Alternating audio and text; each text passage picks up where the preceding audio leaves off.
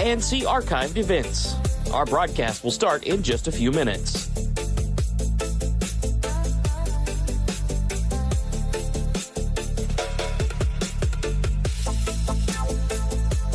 Thanks for tuning in to the MyTown Sports Network. This event has not yet started.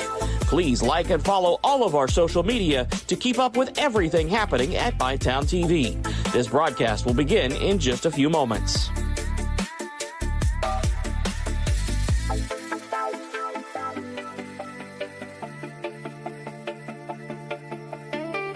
Thanks for tuning in to the MyTown Sports Network.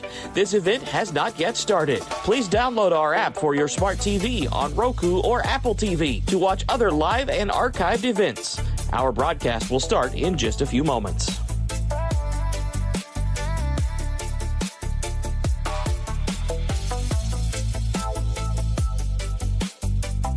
Thanks for tuning in to the MyTown Sports Network.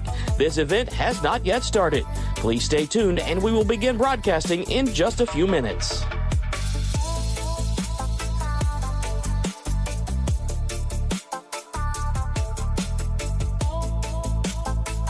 Thanks for tuning in to the MyTown Sports Network. This event has not yet started. Please download our MyTown TV app for your Android or iPhone to watch other live broadcasts and see archived events. Our broadcast will start in just a few minutes.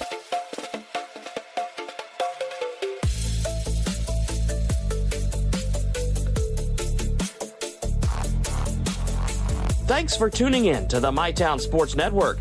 This event has not yet started. Please like and follow all of our social media to keep up with everything happening at MyTown TV. This broadcast will begin in just a few moments.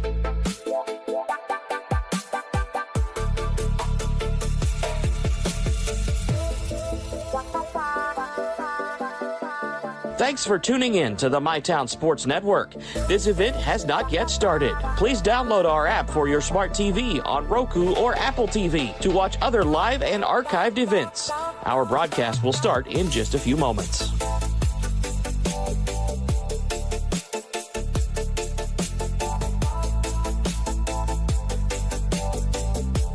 Thanks for tuning in to the MyTown Sports Network.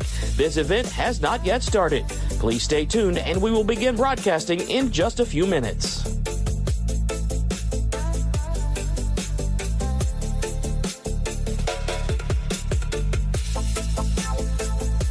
Thanks for tuning in to the MyTown Sports Network. This event has not yet started. Please download our MyTown TV app for your Android or iPhone to watch other live broadcasts and see archived events. Our broadcast will start in just a few minutes.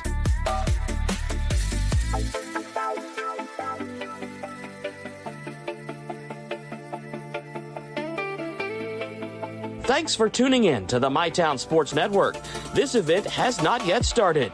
Please like and follow all of our social media to keep up with everything happening at MyTown TV. This broadcast will begin in just a few moments.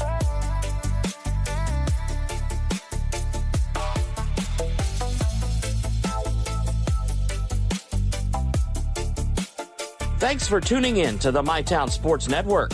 This event has not yet started. Please download our app for your smart TV on Roku or Apple TV to watch other live.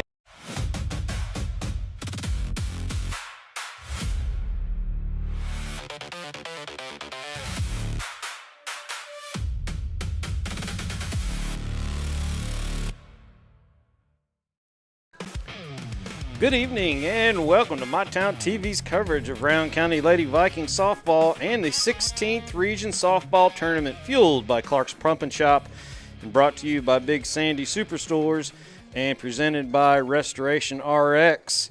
I'm Nathan River, and you are looking at the closest thing to heaven on earth, and that is a high school softball field here in eastern Kentucky. Tonight we have a 16th Region Tournament showdown, where the Lady Lions from Boyd County, the 64th District runner-up, and the Lady Vikings of Rowan County, the 61st District champions, have traveled up and down I-64, depending on where you're coming from, to here in Grayson on the campus of East Carter Middle School in order to clash in this 16th Regional Tournament semifinal. The Lady Lions are hoping to take back the 16th region crown after Rowan County took it away from Boyd last season. Rowan won the 16th region in 2023, Boyd in 2024, and then Rowan again in 2025. So these two teams represent the last three 16th region champions. They've met already twice this season, so they are familiar with each other. Boyd County won on March 25th by a score of 8-3. And then Rowan County won back a couple weeks ago on May 12th by a score of 17-5. So, as the Cowboy says on the Reds Radio Network, this should be a good one. We'll take a break, and when we come back, we'll talk some about Lance Caesar's Boyd County Lady Lions. You're watching MyTown TV. Download our app today. Whoa, easy on that trigger, partner. Are you talking to me? Ranger Rodney here, looking out for your wallet. You gonna put in them rewards? Rewards? Hot doggies, give me that. What in the Pixar? You know, Clark's Rewards. Save on gas, get free stuff. There you go, partner. Get some every time. Rewards. Got it. Clark's Rewards. Return, refresh, refuel. With Ashland Credit Union's Community Spirit Card Program, every swipe supports what matters most. Our students, our schools, and our community. From morning coffee to Friday night lights, show your spirit everywhere you go. Your family deserves nothing but the best. The sky's the limit. Drew and Jonathan's Modular One sofas and sectionals at Big Sandy. They're fully customizable, oh so comfortable, and affordable. Modular One can be designed precisely to your liking, with multiple available pieces to choose from in 7 great colors, starting at $4.99. Pick what you need, combine, adjust, that's it. Your room, your way. Shop Drew and Jonathan Home at Big Sandy Superstore. I was tired, wasn't getting very good sleep. I was dragging. I think deep down I knew something was wrong. Felt quite a bit of pain in my chest. Next thing you knew, I was doing a heart cath. I absolutely felt better immediately. Right back to work Monday morning with no kind of complications whatsoever. I know a lot about heating and air conditioning, but you guys are the ones that know about hearts. Inspired Heart Care at UK King's Daughters. Hi, this is Clay from Pollock's Jewelers. So much has changed, especially over the last 30 years. Now the latest craze, lab-grown diamonds. As the only certified gemologist appraiser in the tri-state area, happy to help you. Thanks again for all your support and friendship over the years. We'll see you soon. Welcome back to the Restoration RX pregame show and MyTown TV's coverage of Rowan County Lady Vikings softball and the 16th region tournament. I'm Nathan River. Lance Caesar's 20-14 squad comes in here after a big win over what many considered the favorite to win the 16th region in Greenup County by a score of 6-4. In that game, Jaden Goad, J.C. Goad, and Brooke Jacobs all went 2 for 4, and Savannah Henderson went yard and scored 3 runs. Brooklyn Jacobs went the distance in the circle, giving up 4 runs, but none of them earned. The sophomore is now 15-7 on the season and is pitching at a 3.78 ERA. The Lady Lions possess an absolutely potent offense anchored by Marshall University commit senior J.C. Goad, who is the all-time Boyd County offensive leader in almost every major category. She's hitting .398. Junior Savannah Henderson and sophomore Brooklyn Jacobs are also hitting the ball well, hitting .400 and .360 respectively. One of the things Boyd County has not done much of, and that is strike out. They only have 129 strikeouts in 963 at-bats on the season. So we're going to take another break, and when we come back, we will talk about the Rowan County Lady Vikings. You're watching Lady Vikings softball and the 16th region tournament right here on MyTown TV and the Restoration RX pregame show. We know your time is valuable. That's why banking should be easy. With personal alerts on our banking app, you can be notified of what's important to you. People's Bank, working together, building success. Hey, we're Jim and Joe's Garage, family owned and operated for 3 generations. We sell cars, do bodywork and repair. We've got a full-service mechanic for when your check engine light comes on. And we have all kinds of great parts and accessories. Stop by and see us sometime here at Jim and Joe's. The purpose of Escape the Vape is going to be to try to get the teenagers and the young kids to stop vaping. With the kids, their brains are still forming until they're 25. Parents in the community need to and pay attention if their kids are using it, because there are signs that their kids use it.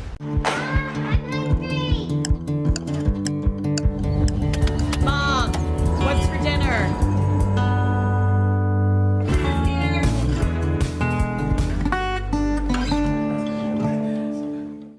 When disaster strikes, don't wait. Call Restoration RX Water, Fire, Mold, Sewage Cleanup, handled fast by certified pros. Call Restoration RX 606-694-1096 today.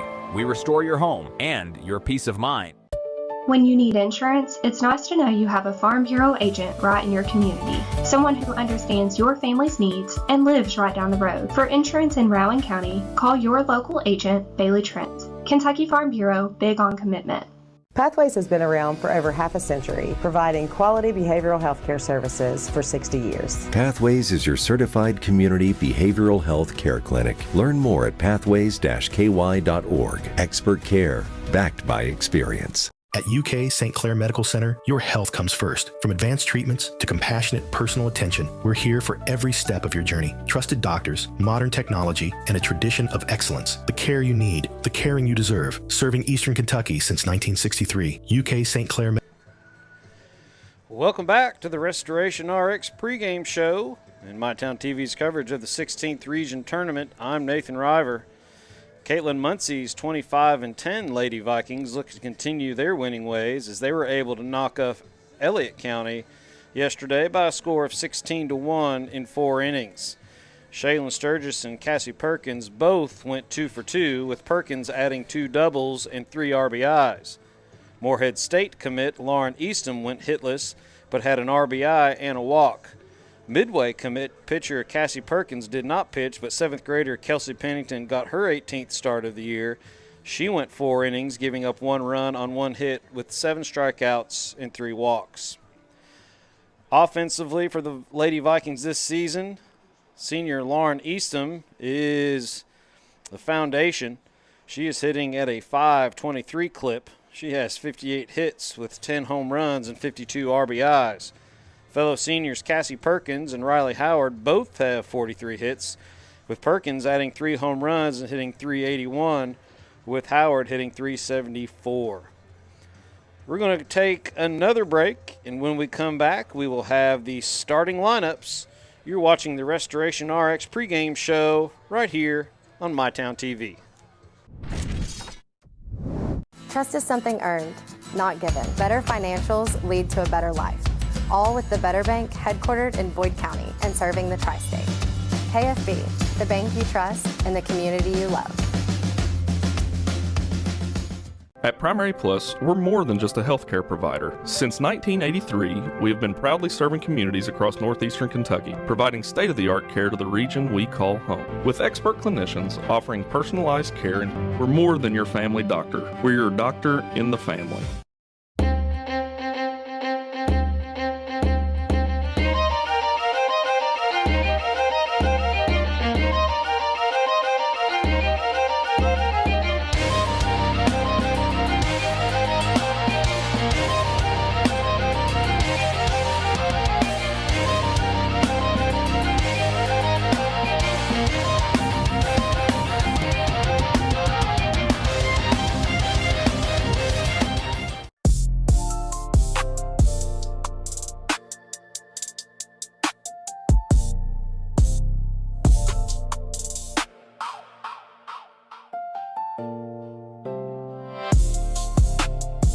Fresh Start Health is now accepting new patients in Moorhead. Walk-ins are welcome for primary care, counseling, hepatitis and STI treatment, psychiatry, and addiction medicine. Book online at freshstarthealth.com or call 606-225-8200. Fresh Start Health, next to Fazoli's, Moorhead.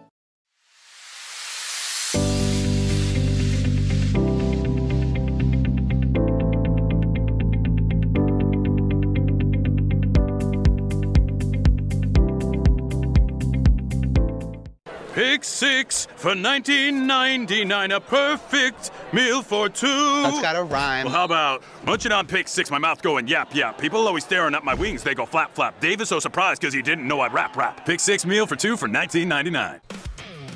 Welcome back to the Restoration RX pregame show. We are a few minutes ready from first pitch as both teams have taken their infield warm-ups, and it looks like coaches are getting ready to have their meeting at the plate.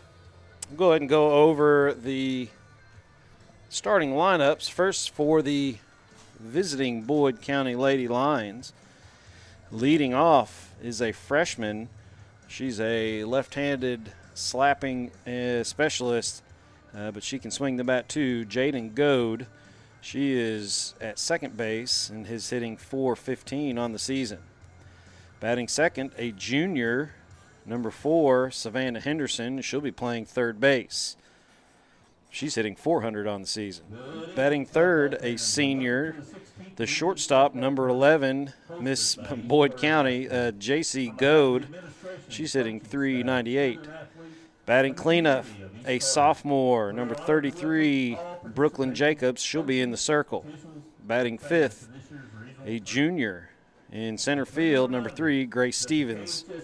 Batting sixth, a sophomore, number 14, Emily Bush, and she'll be behind the plate.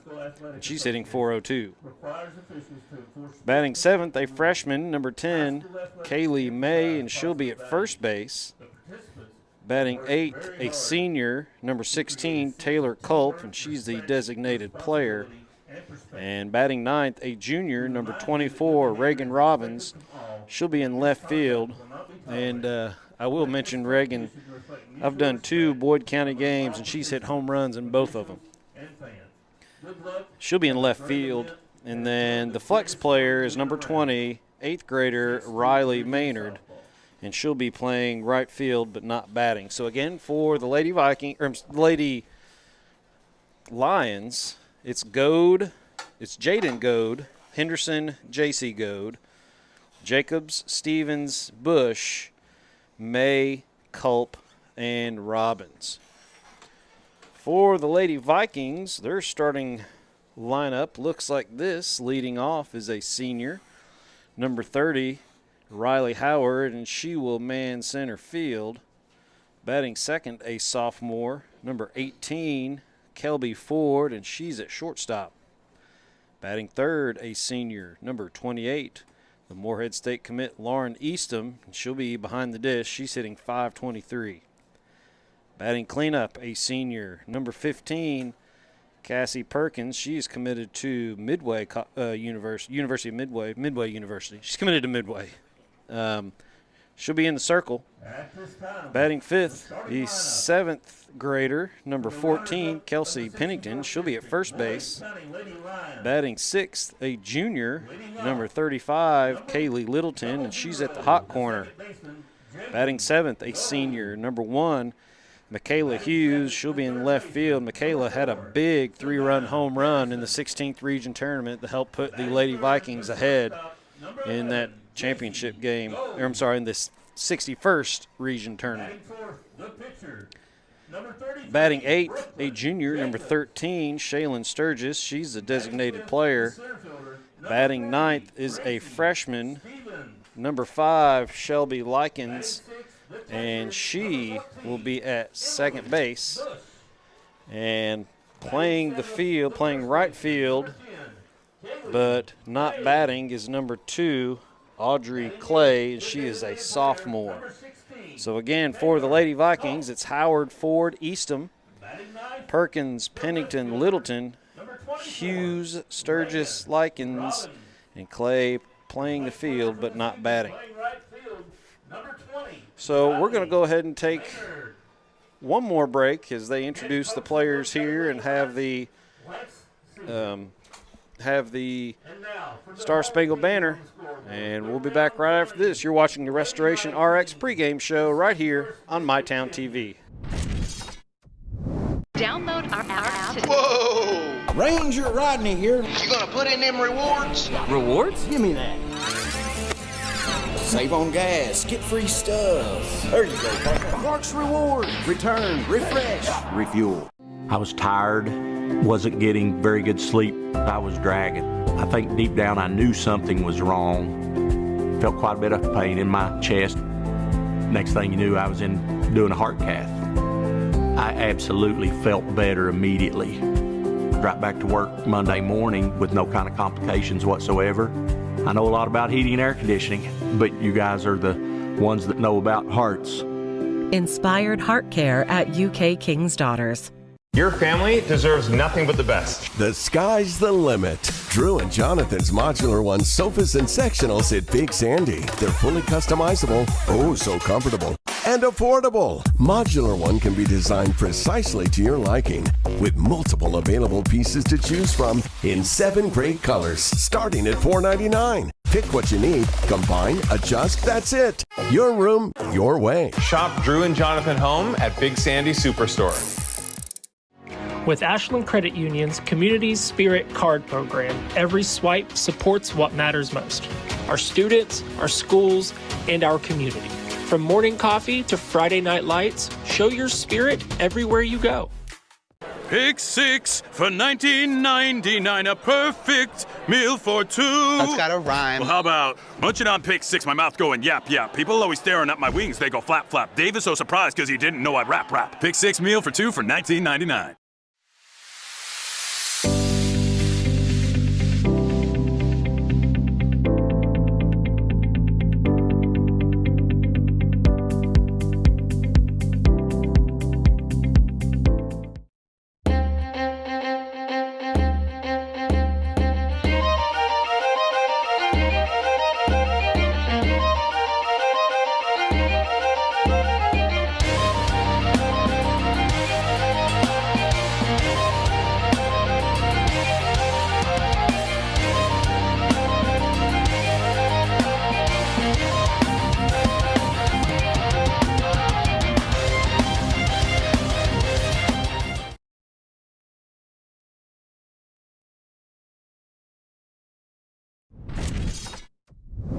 Your home protects your family. We protect your home. Restoration RX tackles water, fire, mold, sewage cleanup. Available 24/7 in the tri-state. Restoration RX. Call 606-694-1096 today. Peace of mind starts here. Your family deserves nothing but the best. The sky's the limit. Drew and Jonathan's Modular One sofas and sectionals at Big Sandy. They're fully customizable, oh so comfortable, and affordable. Modular One can be designed precisely to your liking with multiple available pieces to choose from in 7 great colors starting at $4.99. Pick what you need, combine, adjust, that's it. Your room, your way. Shop Drew and Jonathan Home at Big Sandy Superstore.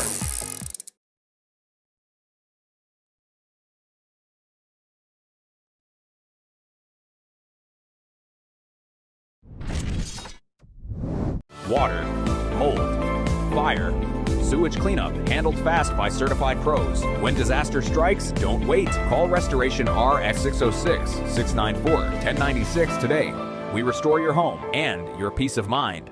Download our app today. Whoa! Ranger Rodney here. You gonna put in them rewards? Rewards? Give me that.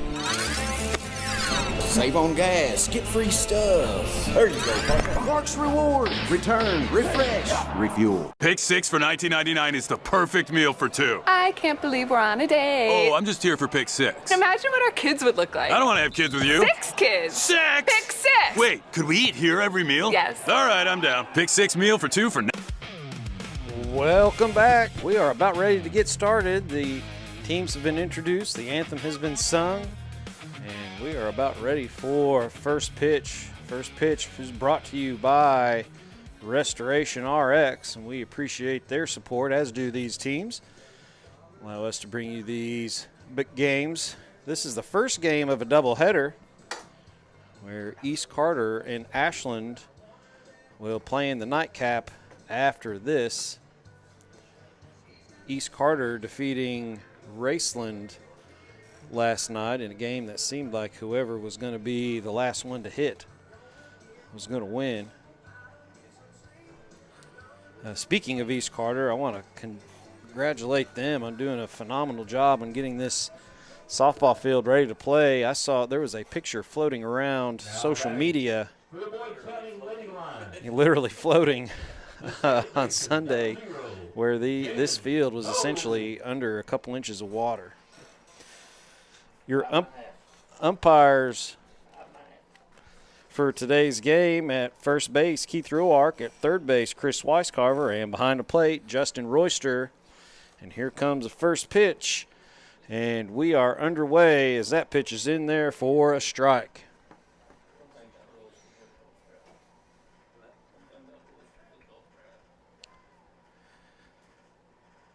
Perkins looks into the dugout for the number, and she's looking right straight into the sun. Jaden Goad in there and pops it straight up in the air to third baseman Littleton with the catch, and out number one here in this first inning. The third baseman, number 4. Had a chance to talk to both coaches just for a little bit before today's game, and Lance Caesar's keys for today's win is to hit the ball on the ground, kind of lean into the fact that they have not really struck out much this season. You know, I told you the Lady Lions have struck out on the year only 129 times. The Lady Vikings have struck out 142 times in maybe 16 less at-bats. So that first pitch misses for ball one.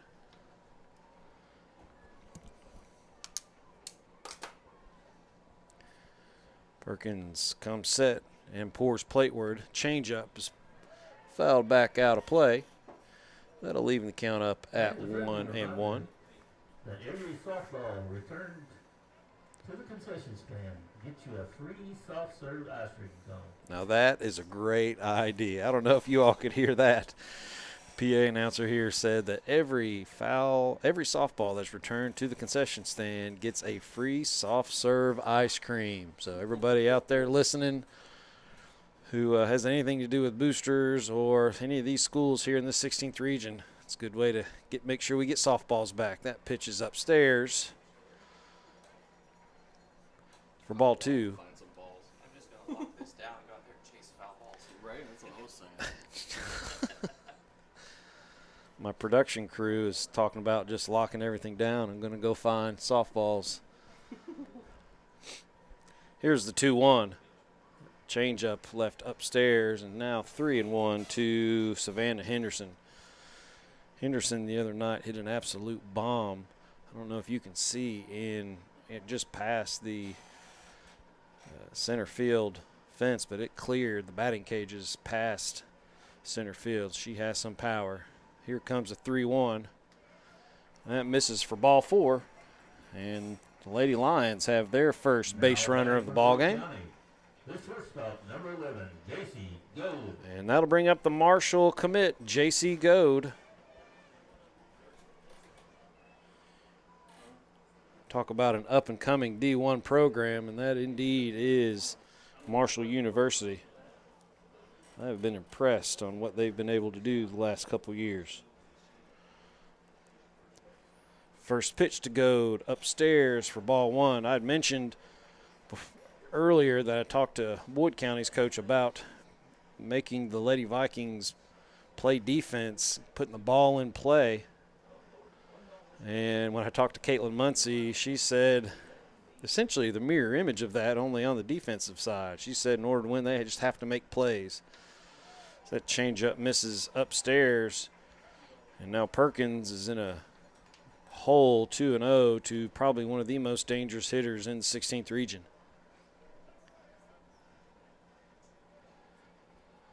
Henderson over on first still.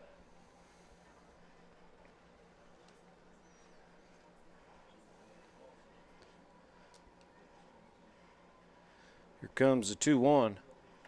Ball's driven to left field. That is going to get, it's going to be off the fence. Here comes Henderson. She's rounding third. The play is cut off at third base. And with a one-out double, Boyd County draws first blood with one out with an RBI double to left. And it is now 1-0. Number 33, Brooklyn Jacobs. So score Henderson. That'll bring up Brooklyn Jacobs.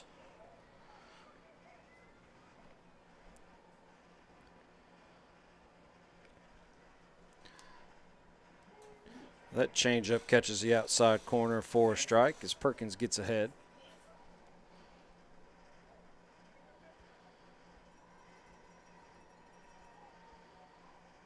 I couldn't tell where that ball was going to land off the bat. It looked like it was going to be much shorter where it was, and then it just kept going. Here's the 0-1. Swing and a miss. And Jacobs is behind, no balls and 2 strikes. And where I'm sitting at in the press box is in a pretty awkward spot. I've got the camera guy, and a post basically blocking almost the entire left side of the field. I can lean up and see third base, but that's about it. I had to look behind everything. That pitch is downstairs.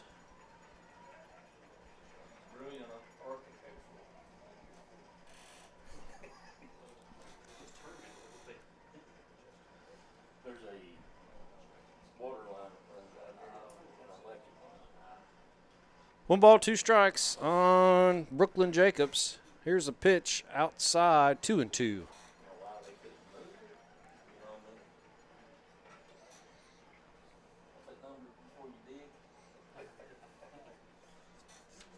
Two balls, 2 strikes. Top of the first. Boyd County with an early one-run lead. Swing and a miss on a breaking ball for strike 3. So 2 outs now. Number 3. That'll bring up Grace Stevens, the center fielder. She's hitting .370 on the season, is the junior.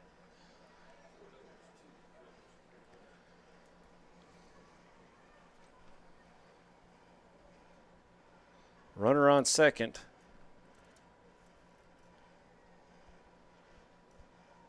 Here's the pitch to Stevens, upstairs for ball 1.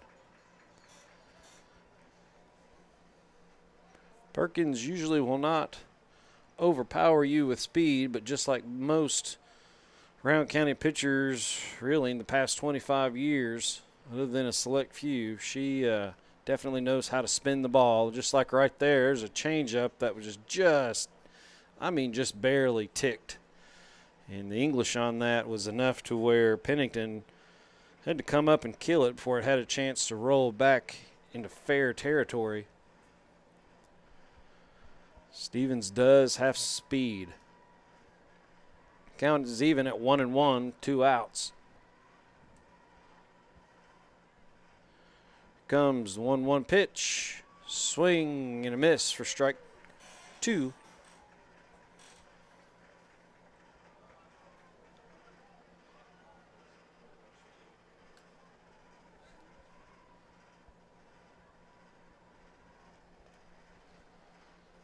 Here comes the 1-2 pitch. Swing. Oh, foul ball. Foul ball.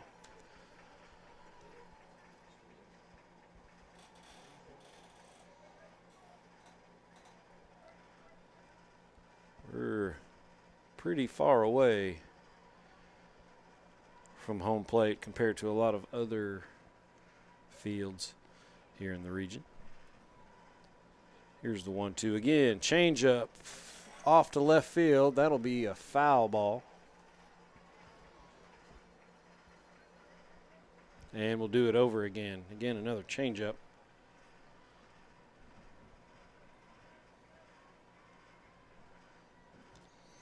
The boys' 16th region tournament was supposed to be played at Bath County tonight. It has been postponed until tomorrow. And truth be told, I would be surprised if that one gets in, just based on the weather forecast. Here's the 1-2. That one's lifted to left field. Hughes comes in, and she will make the catch, and that'll retire the side. 1 run on 1 hit. No errors and 1 left on base. We head to the bottom of the first Boyd County currently has a 1-run lead. We'll be back. You're watching MyTown TV. Life moves fast and the moments don't wait. The first steps, the first home, the dreams you work so hard for. Where you place your trust matters. At Members Choice Credit Union, we're here for every milestone. Through the hard days, the hopeful days, and everything in between. Your money, your future, your choice.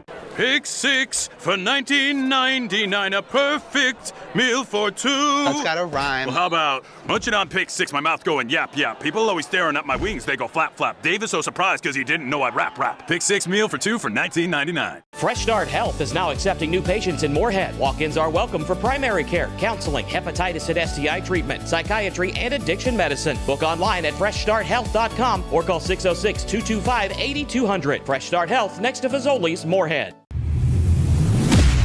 When it comes to your future, don't just swing.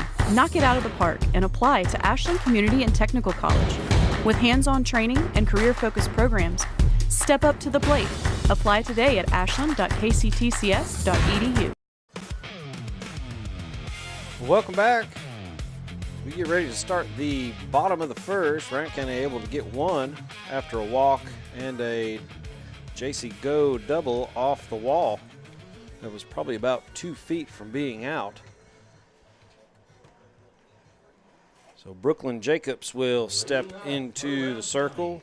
Numbers on Jacobs looks like this. This is her 29th appearance, 26th start. She's pitched 157 in a third innings, giving up 183 hits, 122 runs, 85 of those earned. 96 walks, 105 strikeouts. She has a 5-7 record with a 3.78 ERA.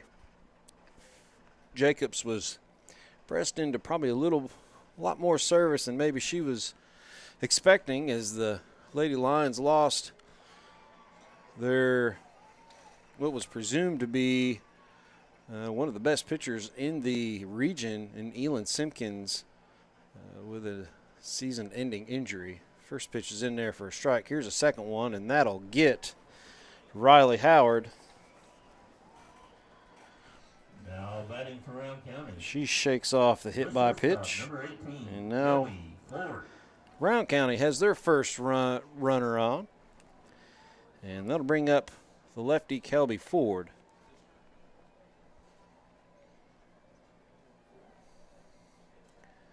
Henderson at third, playing about way in from third base.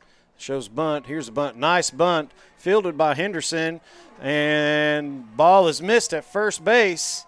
The throw beat her, but it bounced in and out of the glove of May.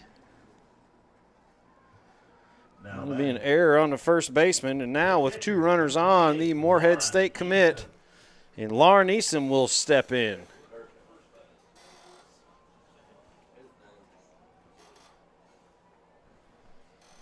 Again, Lauren hitting .523 on the season. I believe she has 10 home runs.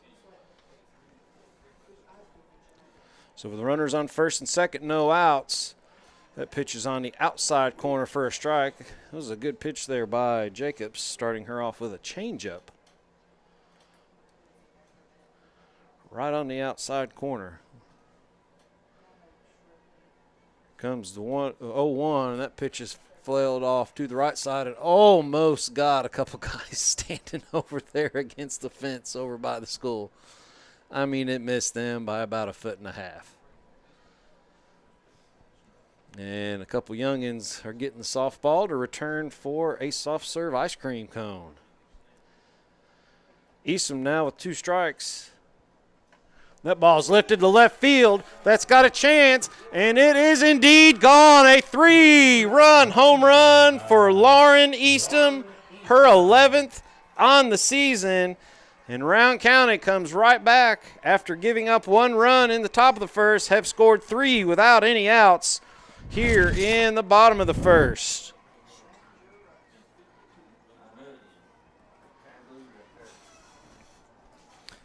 And if you're Caitlin Muncie, that's just how you ordered it up.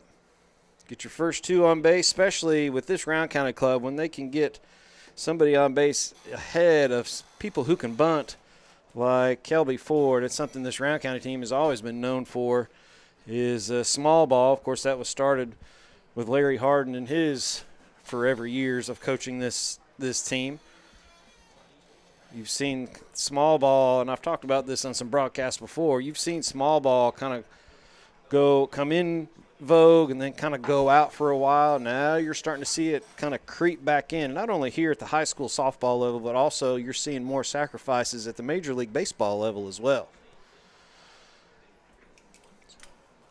Cassie Perkins will step in, hitting .381. Now batting number 15, Cassie Perkins. Perkins looks at a ball in the dirt.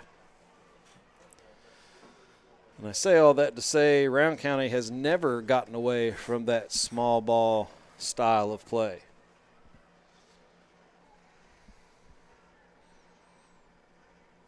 Comes the 1-0.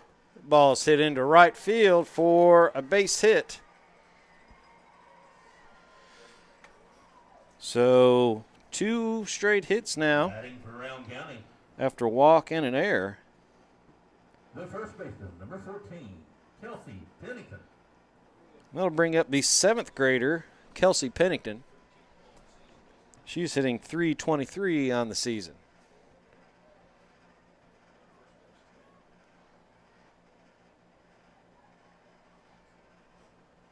Shows bunt, and that got her in the foot, so a hit by pitch. Second one of the inning. I said a walk earlier. Riley Howard was hit in the elbow. So again, now 2 runners on, and Boyd County infield will have a conversation to calm their hurler down. Kaylee Littleton will step to the plate. When this conversation is over, she is hitting .243.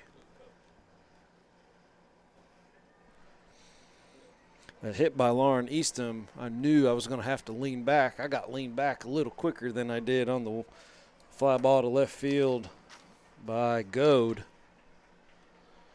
Got a little better look at that one. Rowan County leads 3-1. 2 runners on. Here's the pitch to Littleton. That ball's in the dirt for ball 1. And still no outs here in the bottom of the first.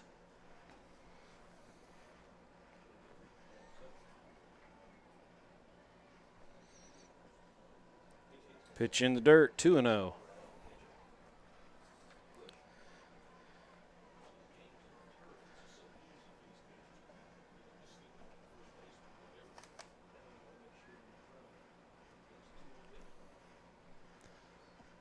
Upstairs makes it 3-0. And Jacobs is getting a little frustrated right now, understandably so. But it is early in the ball game. Cannot let your emotions run too wild, especially this early on. Still a lot of softball to be played. Here's a 3-0. That'll be upstairs for ball 4.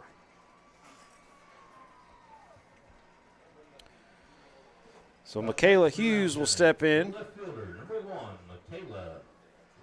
Again, Hughes with the big 3-run home run in the 61st District Championship.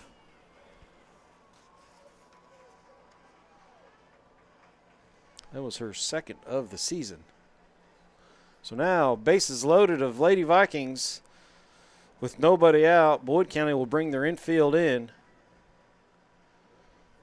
Pitch to Hughes in the dirt.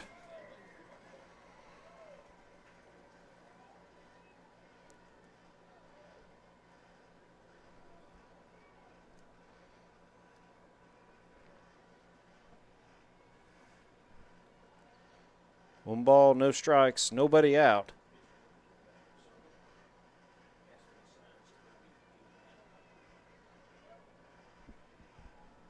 Here's a 1-0. And that one catches the inside corner. I'm not in a great spot to judge balls or strikes. 1 ball, 1 strike. fouled off of Royster there behind the plate. And now Hughes is down a ball and 2 strikes.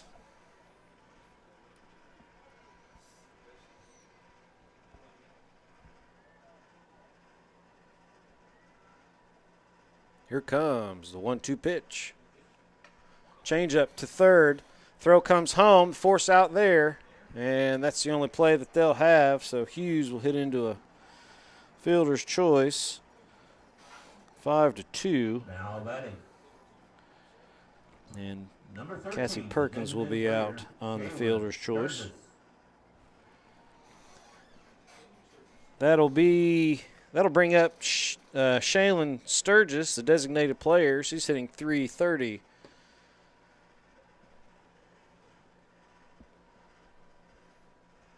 That pitch is inside for ball 1.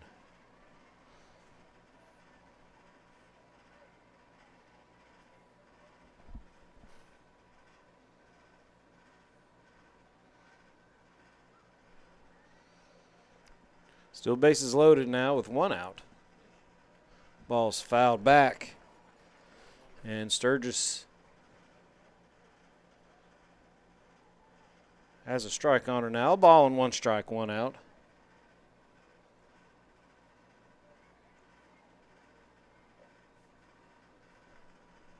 Here's the 1-1 changeup. Swung right through it. And she'll go down in the count, a ball and 2 strikes.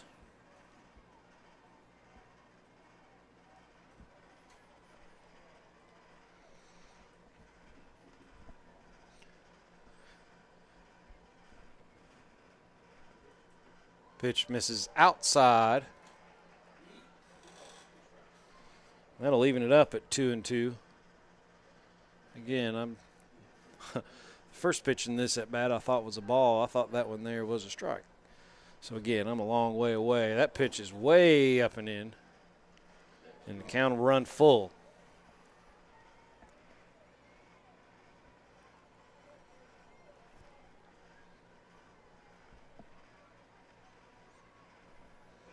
Three balls, 2 strikes, 1 out. Bases loaded for Sturgis. Ball is bounced foul right off the plate, and everybody will go back to their respective places, and we'll do it over again.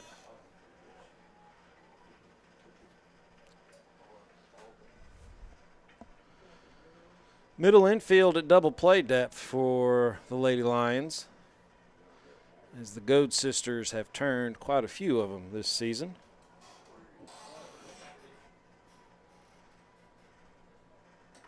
Pitch is grounded just past the first baseman and past the diving Goad. 1 run is in, and the throw comes to the plate. Wise decision there by Muncie to hold that runner up. But on Shaylin Sturgis's 3-2 offering is, well, Jacob's 3-2 offering is served into right field past both the diving May and diving Goad. And Brown County's plated another run.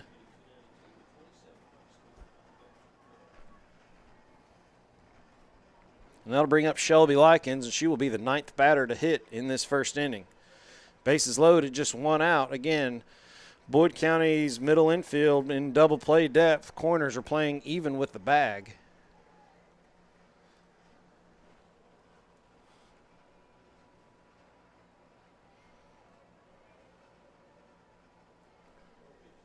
That pitch is lifted and caught. Would have been an infield fly rule.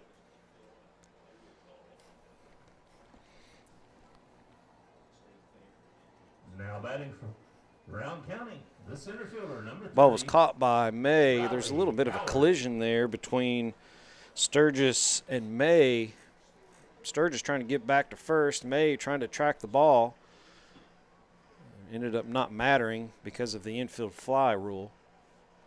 Now on that rule, runners can't advance.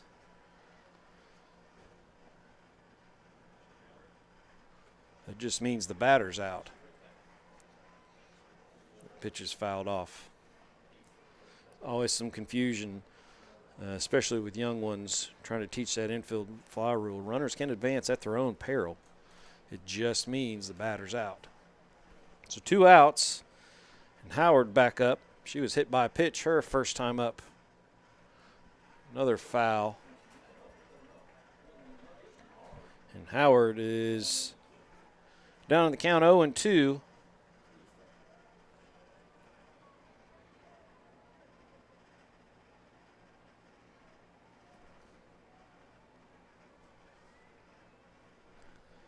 Here comes the 0-2 from Jacobs. That ball is hit down the right field line, but foul.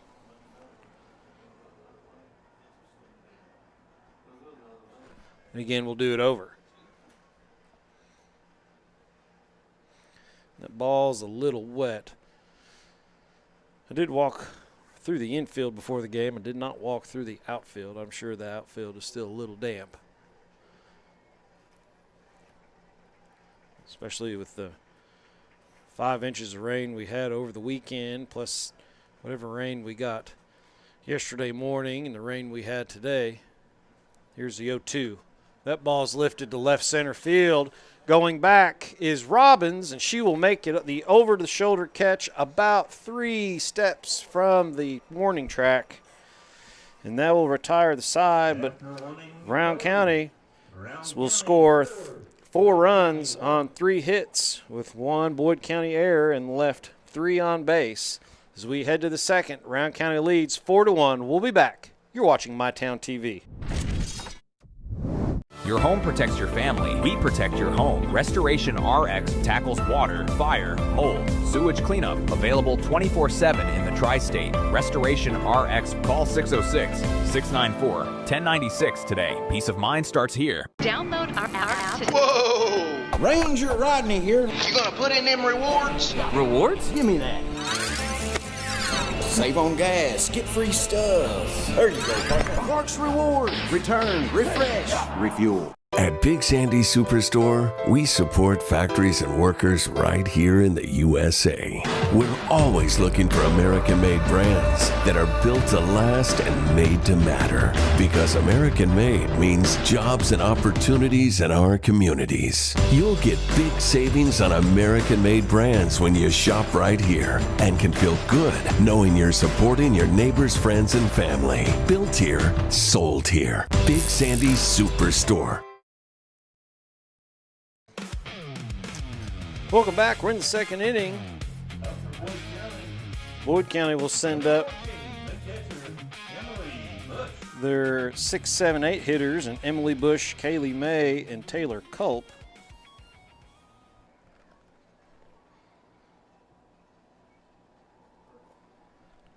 Bush hitting .402. That pitch misses down low for ball 1.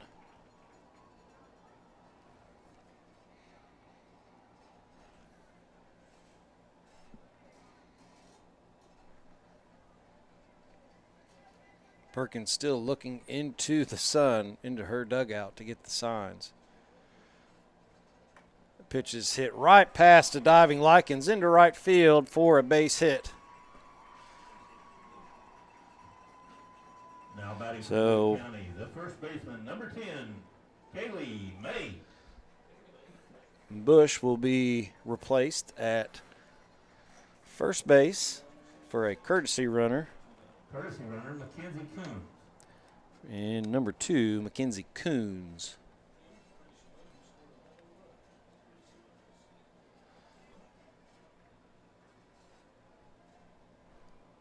That'll bring up Kaylee May. Kaylee hitting .267 is the freshman.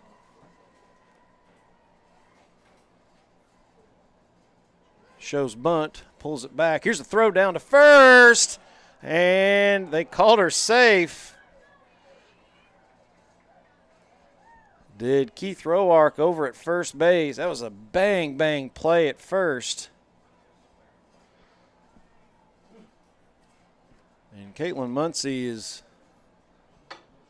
looking a little bit for an explanation. Good throw by Eastham. Here's the pitch, shows bunt again upstairs. And Coons a little quicker to get back to first after that play or that previous pitch. But now Pennington is down into count 2 balls and no strikes.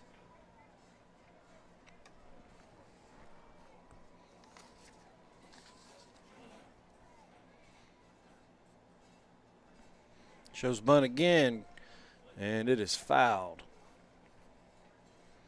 Again, a little more of that small ball you see sneaking back into high school softball.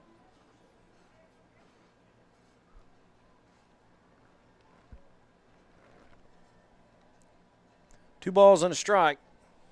Nobody out, runner on first. Here's the pitch upstairs, 3-1 now for Perkins.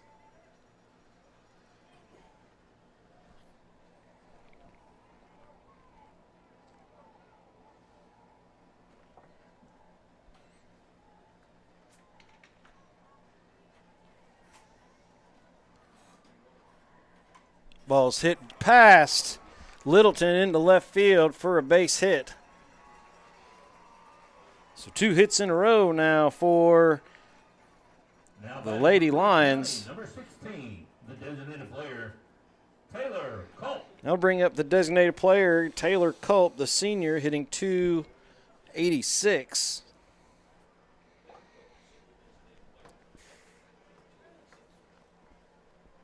With runners on first and second. Now she shows bunt. Pops it up in the air, and that is caught by Eastham. Both runners able to scurry back. That's first out of the inning. Up next for Boyd County, the left fielder, number 24, Reagan Robbins. And that'll bring up the junior left fielder, number 24, Reagan Robbins, who's hitting .303. Robbins has 3 home runs on the season. One of those was against these Lady Vikings way back in March. So a long ball here ties it.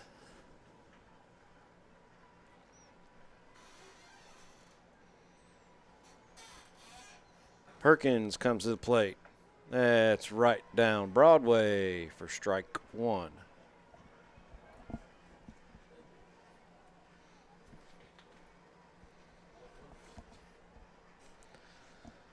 Shadows getting longer and longer here as the sun gets lower and lower. We started this game, it was originally scheduled for 6, and then they pushed it back to 6:30. And I think we may have started as that ball hits Robbins right in the middle of the numbers. That'll load the bases. County, the second baseman, 00, Jaden Gold. And that'll bring up leadoff hitter Jaden Goad with bases loaded. Goad is not just a slap hitter. She can pepper it around the ballpark. She has 10 doubles.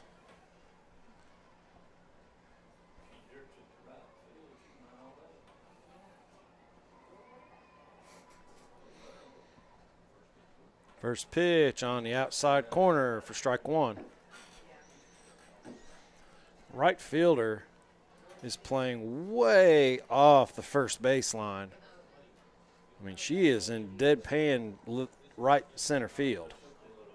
I said left baseline. She's definitely way off it, but way off the right field line.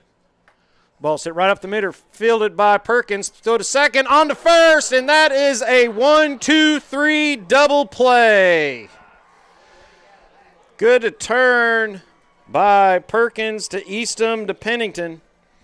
And when it looked like Boyd County was going to get a couple runs, Rowan County slammed the door. We go to the bottom of the second. Your score still, Rowan County 4, Boyd County 1. We'll be back. You're watching MyTown TV.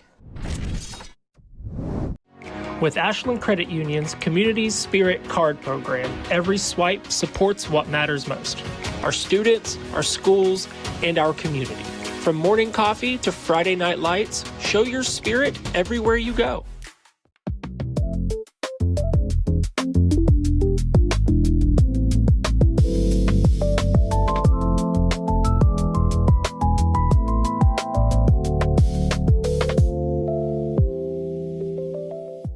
When you're stressed, you come get a massage. just melts it away. I started having major muscle spasms, and the pain was so excruciating, I couldn't move my left arm. I was wondering how I was going to support my family. From the get-go, they made me feel important, that I wasn't just another patient. I knew immediately when I woke up after surgery, I was free of pain. My future looked a little brighter. Inspired neurosurgical care at UK King's Daughters. Welcome back. As we head to the bottom of the second, Rowan County will send up their 2, 3, 4 hitters in Kelby Ford, Lauren Easton, and Cassie Perkins. If anybody gets on base, Kelsey Pennington.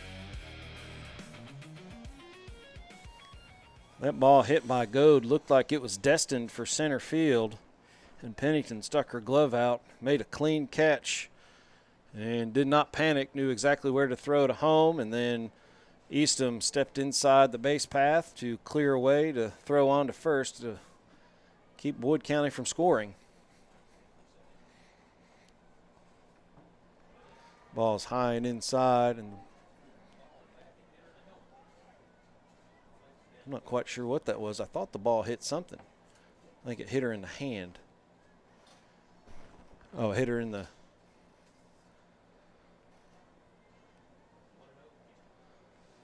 Or it may have hit the catcher. I'm not sure. Here's the 1-0 pitch. Oh, little half swing is fouled off to the left. That'll even the count up at a ball and a strike.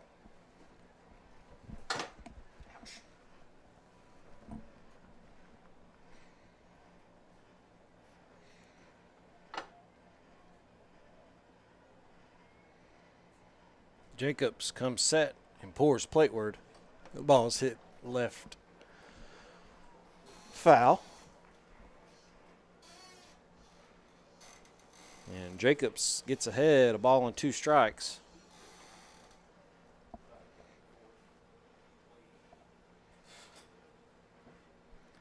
Again, this is the first of 2 games here in the semifinals of the 16th Region Softball Tournament.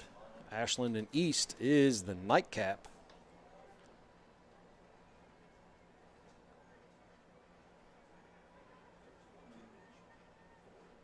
Here comes the 1-2. Ball hit towards the second baseman, Goad. Fields, she'll throw on to first. And that's the first out of the bottom of the second. Now batting, number 28, the catcher. That'll bring up Lauren Eastham. She is 1 for 1 with a home run in her last at bat.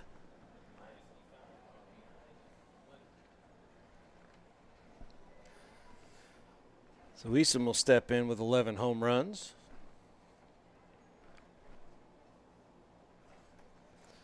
Pitch misses high and outside for ball 1. Jacobs looks to be settling down now after some rockiness to start the game. I can't imagine she would give Eastham much to hit in this at-bat, especially with nobody on base.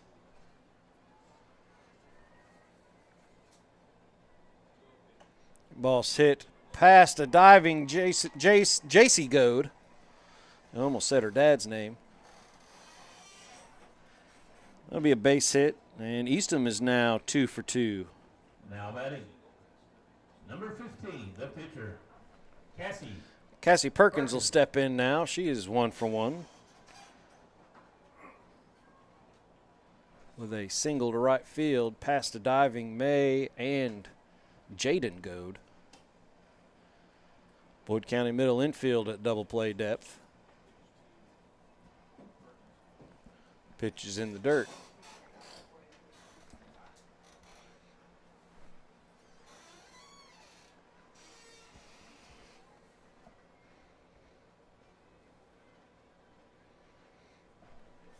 Pitch is grounded to Goad at short. She'll only plays at first. And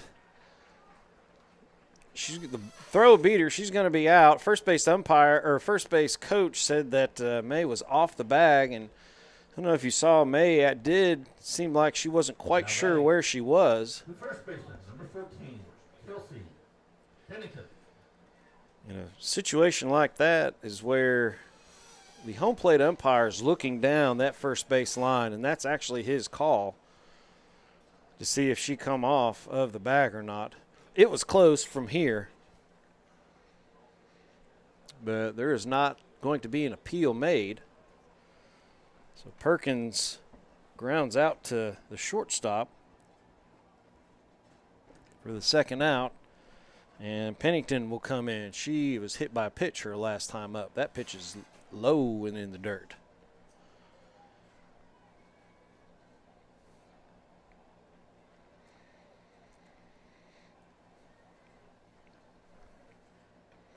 High and outside, 2-0. And getting back to that play at first base where Keith Roark is having to play in a 3-umpire crew, unless it's blatantly obvious, he cannot see from his angle whether a foot is off the bag or not. And that's why that's the home plate umpire's call, if it's appealed. Pitch is in there for a strike.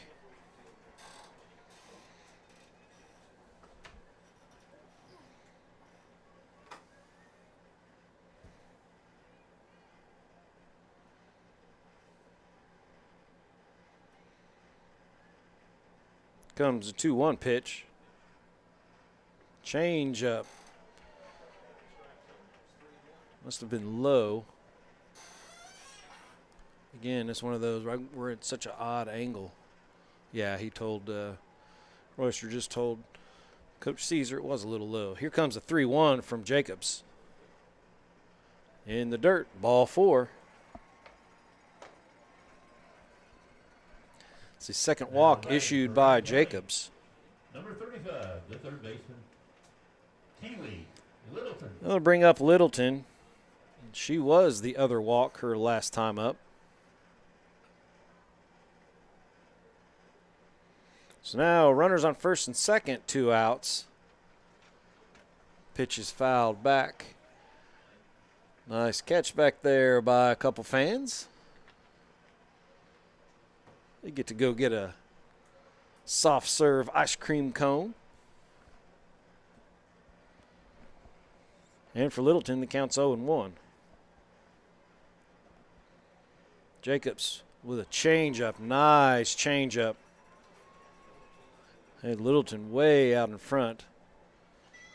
And Jacobs is behind, or is ahead. 0-2. Here comes the 0-2 pitch upstairs. Probably a little bit of a waste pitch there to give Littleton maybe another look at something high and outside. My guess was she's going to come with something probably faster, probably on the inside corner. Here's the 1-2. That's indeed what it was, and it is lifted into the right center field gap, and it is caught by Maynard, and that will retire the side.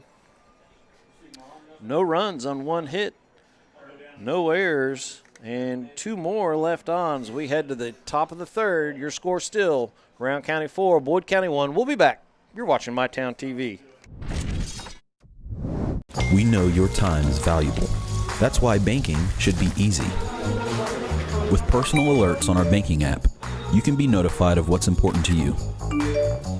People's Bank, working together, building success. Pathways has been around for over half a century, providing quality behavioral health care services for 60 years. Pathways is your certified community behavioral health care clinic. Learn more at pathways-ky.org. Expert care, backed by experience.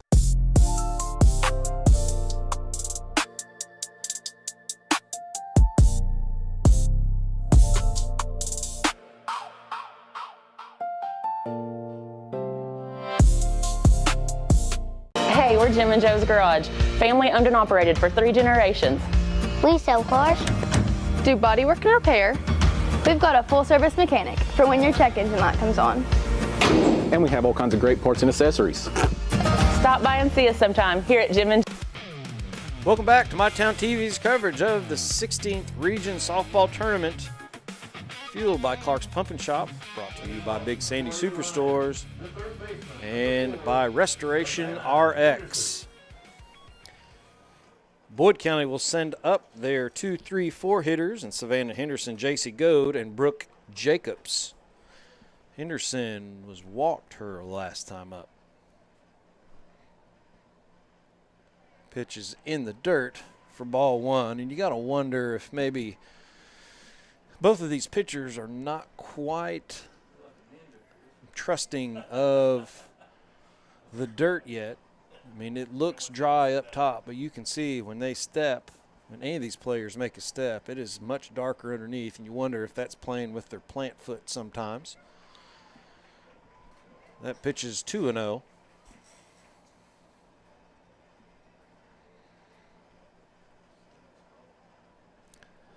Pitchers are funny folks.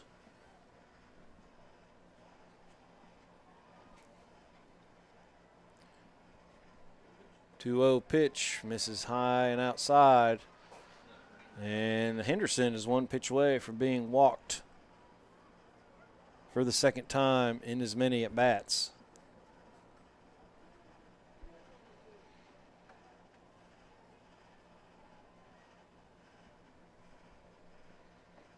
That pitch is in there for a strike. Henderson showed bunt late.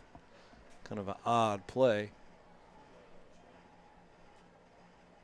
And glancing down at Lance Caesar, I don't think he was happy with that decision.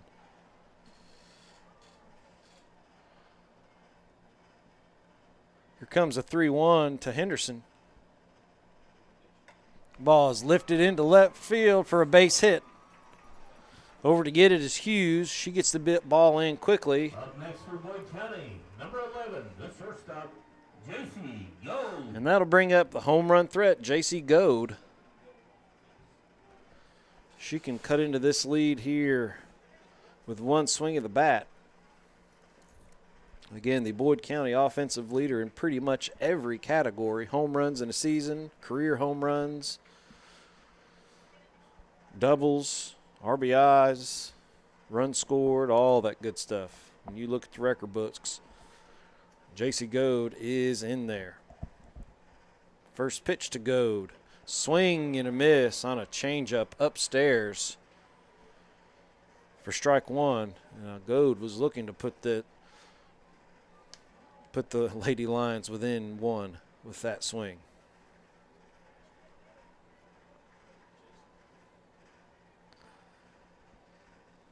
Here's the 0-1. Outside. 1-1. Again, with a hitter like Goad and a pitcher like Perkins who spins the ball, you have to make sure your ball is moving because Goad can deposit it a long way away over the fence. You really may want to make sure you finish your pitches. That rise ball misses upstairs, 2-1.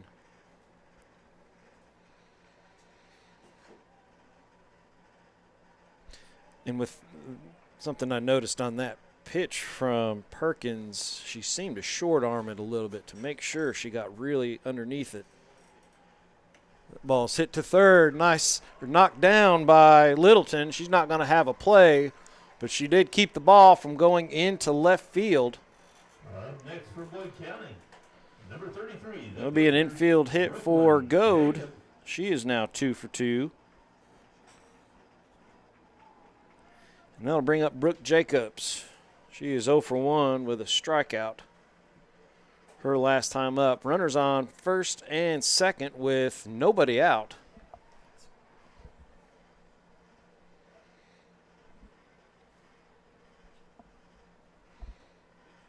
Pitch is upstairs for ball 1.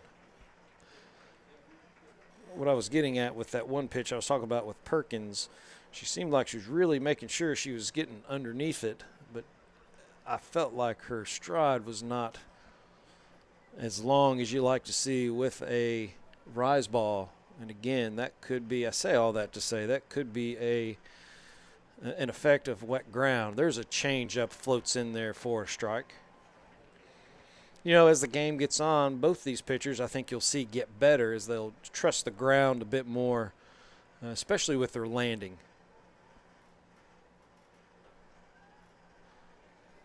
Lady Viking outfield is playing almost on the track. with Jacobs. Pitch is lifted to left field. That's got a chance. If it's fair, it's gone. And it is a foul ball. And that ball was foul by not much. Chris Weiscarver, the third base umpire, sprinting down the line to make that call. So Jacobs was a few feet from tying this ball game. Now she is down in the count, a ball and 2 strikes. Here's the 1-2 pitch. Swing and a miss for strike 3. That's the first out of the inning. And Grace Stevens will come up. She's 0 for 1 with a fly out to left.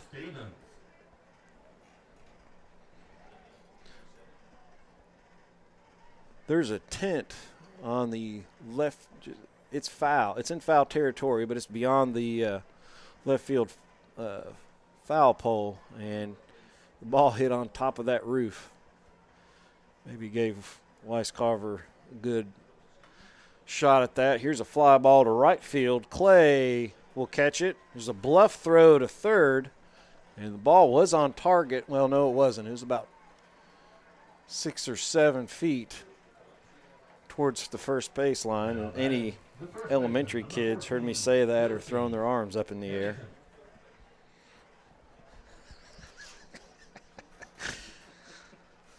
I have one of those.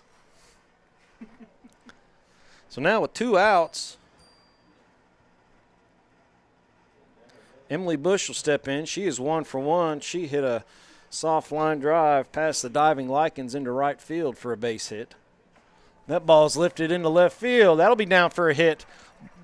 Bobbled just a little bit in left field by Hughes. I don't know if it would have mattered on the play at the plate, but Bush is now 2 for 2 with a couple singles and now has an RBI. Now batting for Boyd County, the first baseman, number 10, Kaylee May. I'll bring up Kaylee May. She hit a single into left her first time up. So Score Henderson on the base hit by Bush.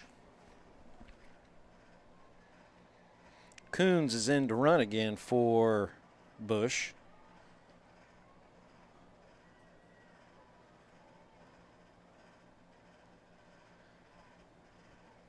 Here's the first pitch to May. A changeup floats in there for a strike.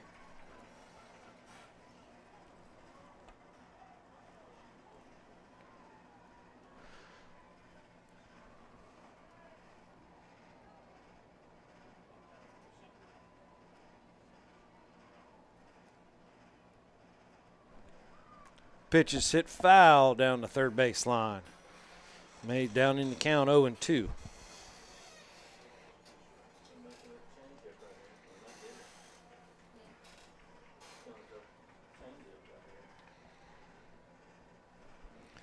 So Perkins started May off with a change to another off-speed pitch. May have been a rise ball for number 2nd pitch. We'll see what she comes back with here.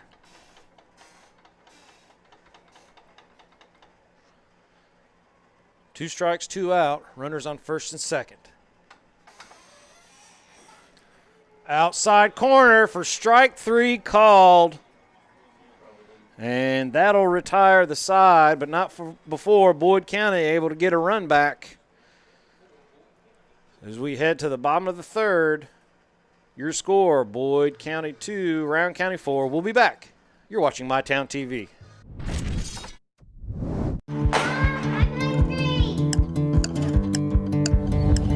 Mom, what's for dinner?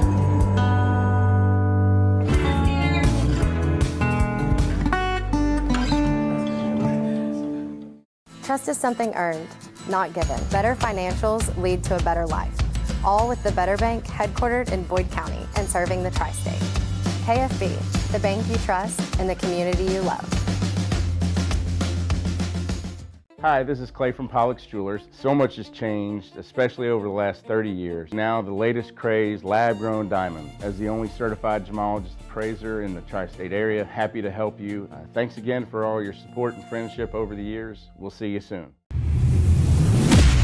When it comes to your future, don't just swing. Knock it out of the park and apply to Ashland Community and Technical College. With hands-on training and career-focused programs, step up to the plate. Apply today at ashland.kctcs.edu. Welcome back. You're watching the 16th Region semifinals here on MyTown TV. Fueled by Clark's Pump and Shop, brought to you by Big Sandy Superstores and Restoration RX. Rowan County will step in. They will send their 7, 8, 9 hitters to the plate in Hughes, Sturgis, and Likens.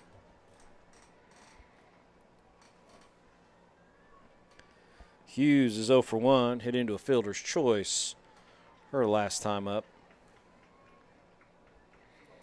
And Wood County has to feel fortunate having 10 girls come to the plate and only allowing the 4 runs.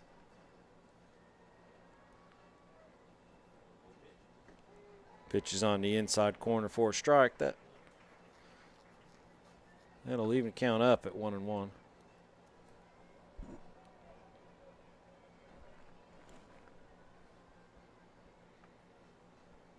Jacobs misses high and outside with that off speed.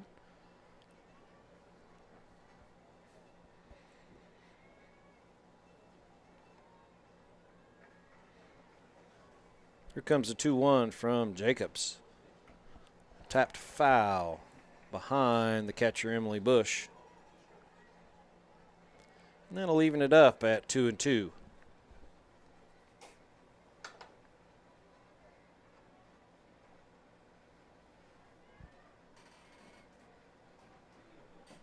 Here comes a 2-2 pitch. Ball grounded to the third baseman. Henderson bobbles for second. Strong throw on to first to still nail Hughes. Good recovery over there by Henderson. The ball came in and out of her glove. She did not panic. Went down, barehanded it. Made a strong throw over to first base for the first out of the inning. That'll bring up Shaylin Sturgis. She had an RBI single back in the first. So she will step in with 1 out.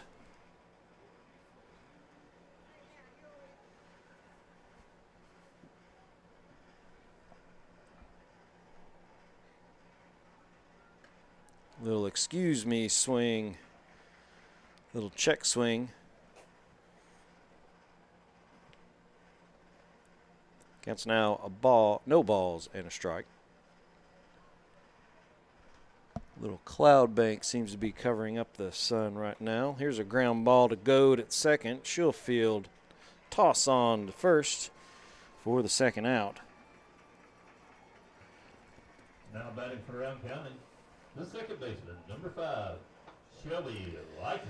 I'll bring up Shelby Likens. She is 0 for 1 as she popped out on an infield fly rule.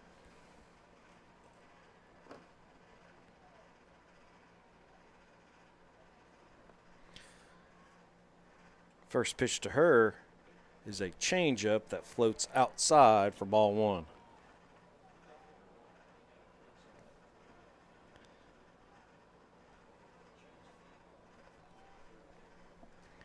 Comes the 1-0.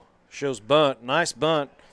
Fielded, though, by Jacobs, and she'll throw on to first for out number 3. No runs, hits, or errors for Boyd County, and we head to the 4th. Your score still Rowan County 4, Boyd County 2. We'll be back. You're watching MyTown TV. It's never been easier to replace your kitchen appliances with the ultimate kitchen bundle at Big Sandy Superstore. What's a kitchen bundle? Choose your fridge, choose your range, dishwasher, and microwave. Pick the finish you love and upgrade individual pieces to fit your needs. Need a French door fridge? Done. Wall oven and cooktop?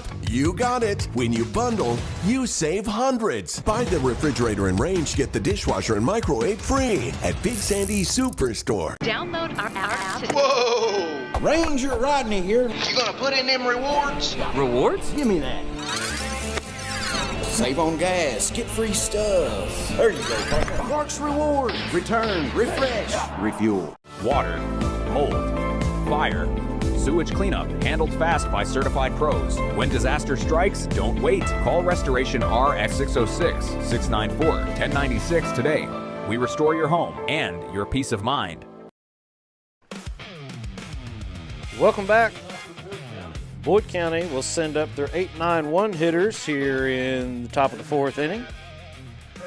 And Taylor Culp, Reagan Robbins, and then the lineup turns over to Jaden Goad. Culp is 0 for 1. She hits that one back to the pitcher. Perkins fields and throws. 1 pitch, 1 out. Oh, she dropped it. Or did she? She dropped it. I was already looking down at the at my scorecard, so that'll be an error on the first baseman. Up next for Boyd County, number 24. And 3 innings in a row now, Boyd County has put their leadoff hitter on. They'll bring up Reagan Robbins. She was hit by a pitch her last time up, and so now we have the flex player will enter the game for Taylor Culp. So that doesn't really change the lineup any.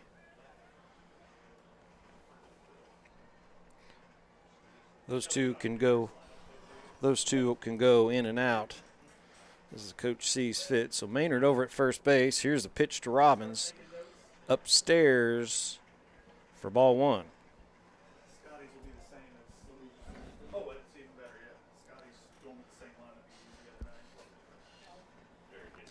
Again, Robbins has 3 home runs on the season.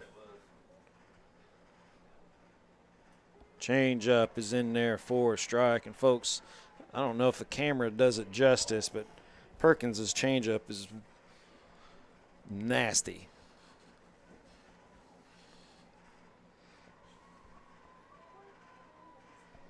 Here comes the 1-1. Shows bunt and fouled. Straight back. Now Robbins is behind, a ball and 2 strikes. Runner on first, nobody out.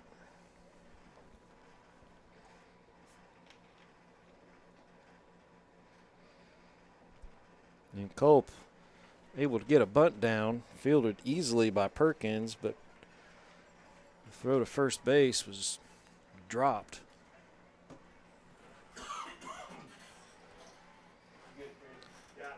Comes the 1-2 pitch. Upstairs with a rise ball for strike 3. First out of the inning. That is the 4th strikeout for Perkins. Now batting for Boyd County, 0-0, the second baseman, Jaden Goad. Now bring up Jaden Goad. She is 0 for 2 with a pop out to third base and a hit into a 1-2-3 double play.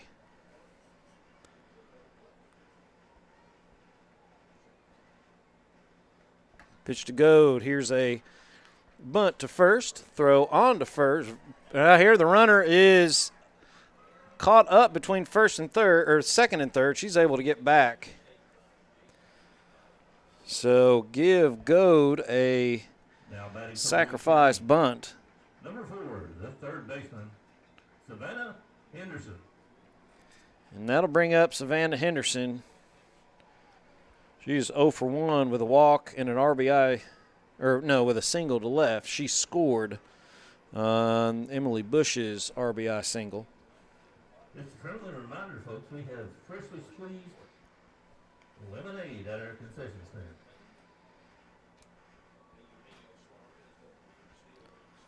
Here's the first pitch to Henderson. Hit to forward at short. She'll throw on to first, and that will retire the side.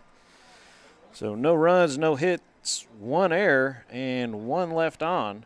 And we head to the bottom of the 4th. Your score still, Rowan County 4, Boyd County 2. We'll be back. You're watching MyTown TV.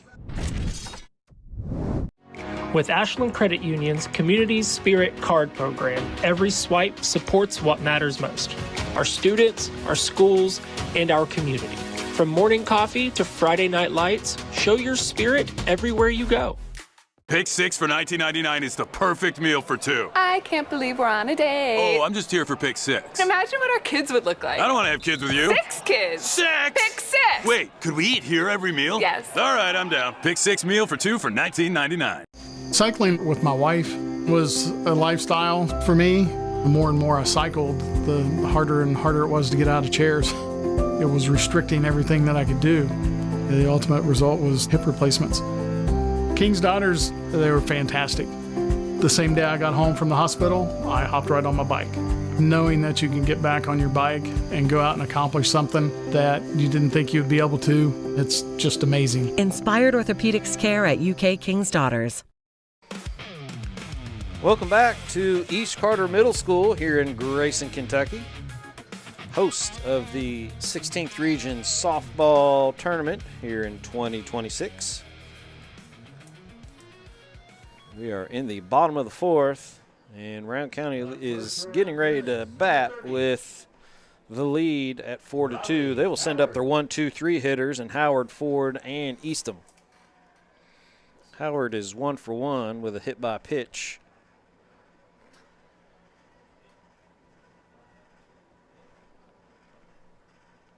That pitch is in the dirt.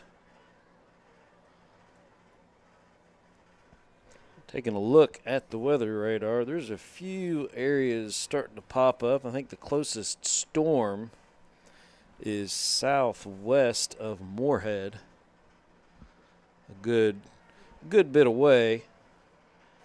Now the storms are moving in a northeasterly fashion, but unless something pops up, which it's possible, we'll definitely get this one in and hopefully get the nightcap in as well. Although that nightcap is looking a little more dicey. That pitch is on the outside corner for a strike, and Howard now will be batting with a 2-1 count.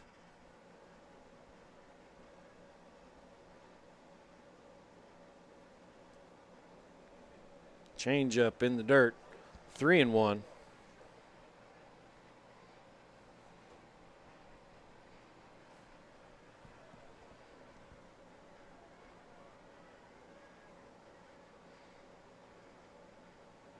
Jacobs rocks and fires. And that ball's hit into right field, into right for a base hit. Maynard in right field bobbled it for just a second. The shortstop, Kelby Ford.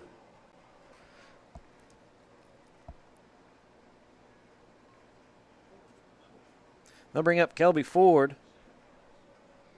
Ford is 0 for 2. She reached on an error in the first and grounded out to second in the second. So Howard on first, nobody out. Ford likely to bunt, and Henderson creeping in. She does show bunt, bunted down the first base line, but foul.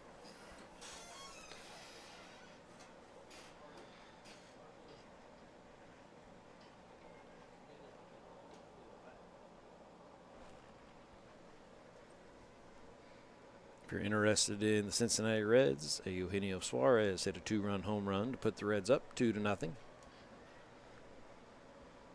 Here's the 0-1 on Ford. Shows bunt again. Ball misses outside. That'll even the count up at 1-1.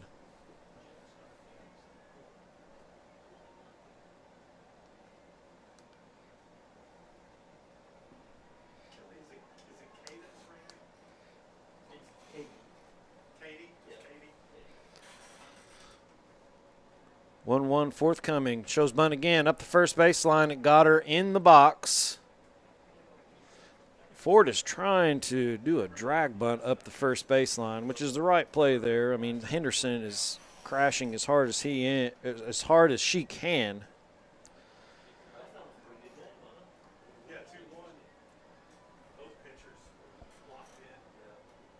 Now 1 ball, 2 strike count on Ford.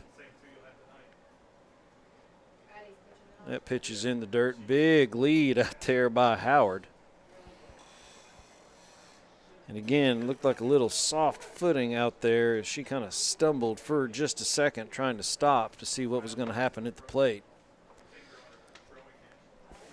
You might see Bush look down there on the next pitch. As that one misses, and the count runs full.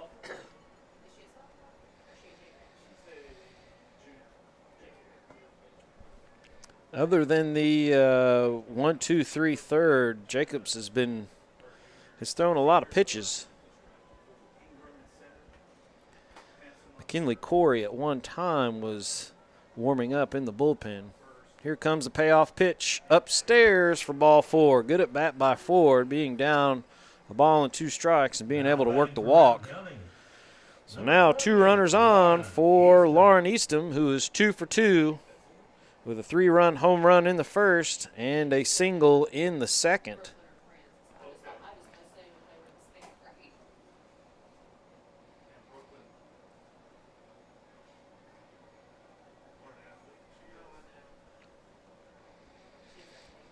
So 2 runners on, nobody out. And a Morehead State commit comes to the plate. Pitch misses low and outside for ball 1. And, you know, even with runners on first and second, I would not be surprised to see Jacobs pitch around Eastham. Not by a lot. You might be able to see if she's going to get herself out by swinging it. Not a great pitch, but that ball's laced up the middle for a base hit into center field, and it's going to get behind the center fielder. 1 run is in. Here comes Ford. She's rounding third, coming home. The throw to the plate is not in time, and Eastham will end up on second with a single and give her second base on the error in center field. 2 runs will score. The pitcher, number 15, Cassie Perkins.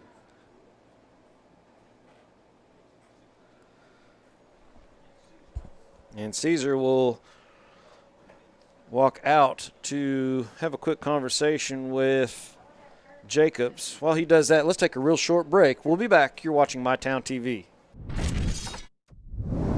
Restoration RX tackles water, fire, mold, sewage cleanup. Available 24/7 in the tri-state. Restoration RX. Call 606-694-1096 today. Peace of mind starts here. I was tired, wasn't getting very good sleep. I was dragging.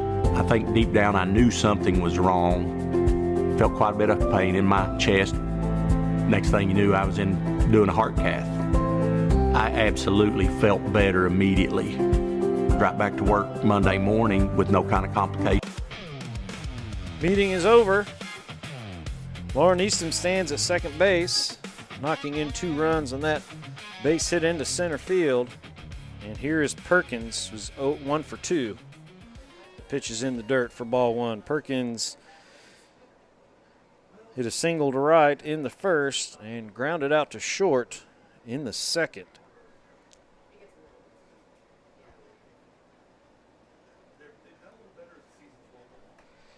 Pitch is nubbed to the shortstop. Goad looks the runner back. And throw on to first is in time. Goad is such a good fielder. Such high softball IQ. That's the first out. She made such a strong throw over to first. Eastham didn't give a chance to think about going to third. So Pennington will step in. She does not have an official at bat. She was hit by a pitch and walked in her 2 plate appearances so far.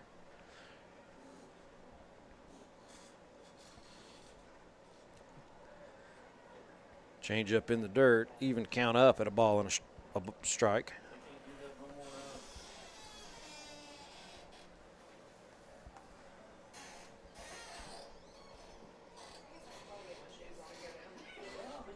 One is lifted into left field. It will fall for a foul ball.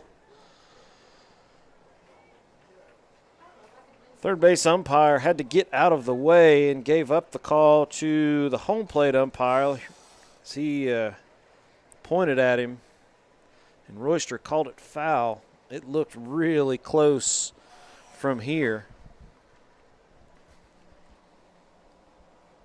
Henderson almost made a spectacular play on that, going back just outside of her glove reach.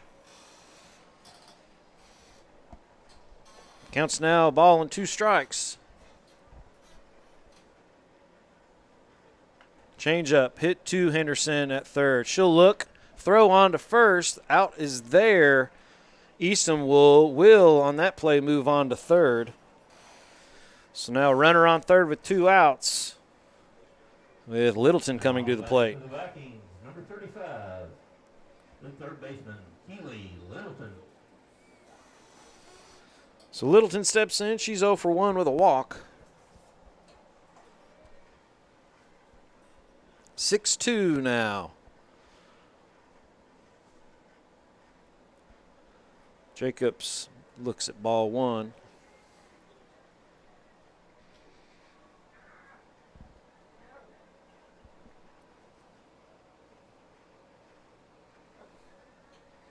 In Eastham at the plate, and she will be looking for any chance at a pass ball.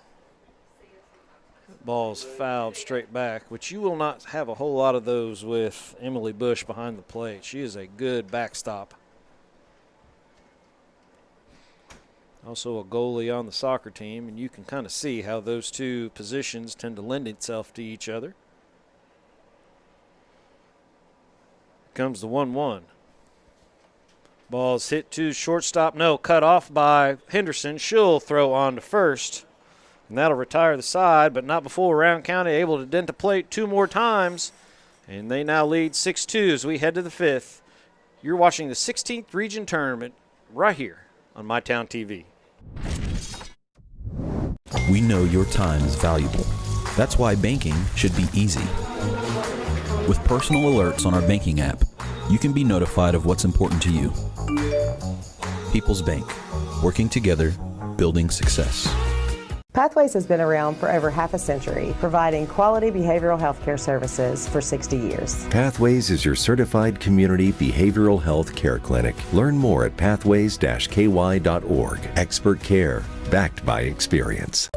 When you need insurance, it's nice to know you have a Farm Bureau agent right in your community. Someone who understands your family's needs and lives right down the road. For insurance in Rowan County, call your local agent, Bailey Trent. Kentucky Farm Bureau, big on commitment.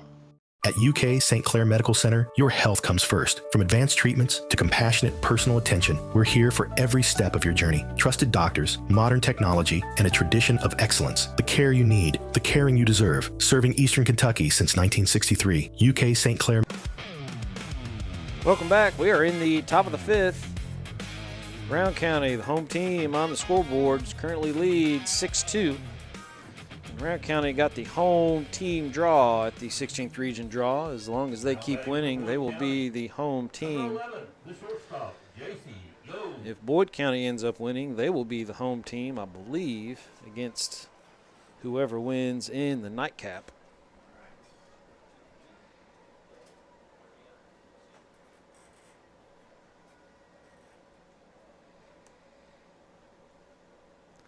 So JC steps in.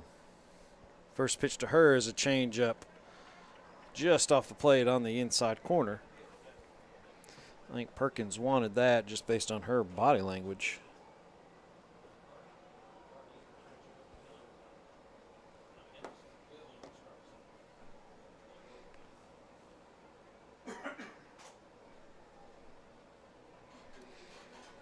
Here's the pitch. Ball's popped into the air.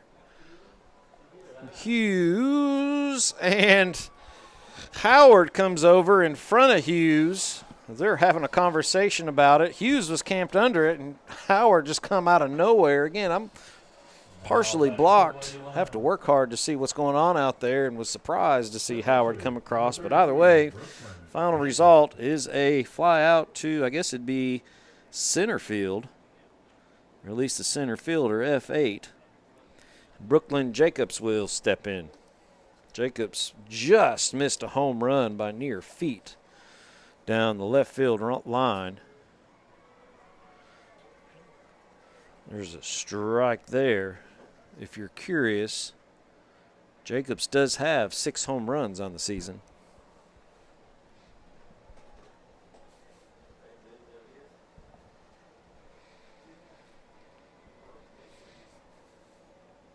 Changeup just misses.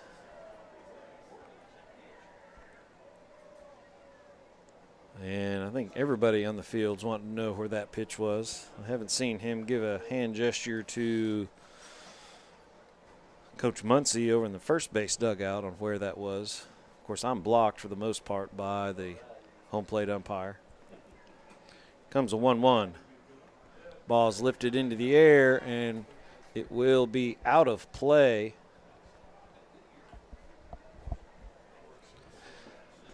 And Perkins is now ahead, a ball and 2 strikes. Still keeping an eye on the radar. See the tops of some thunderheads off in the distance towards the southwest. Looks like a storm maybe around Salyersville.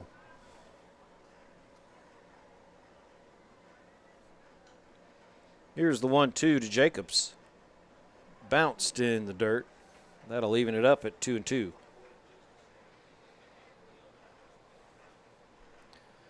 Of course, tonight's nightcap is East Carter and Ashland. The winner of this game will await the winner of that game.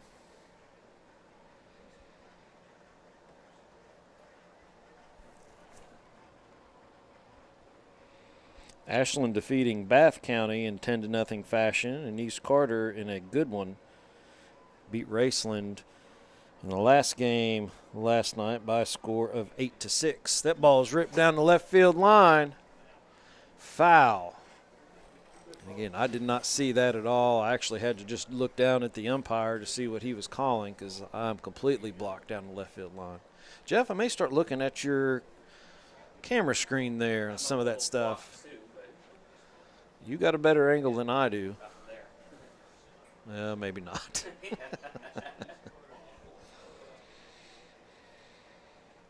Count still 2 balls, 2 strikes.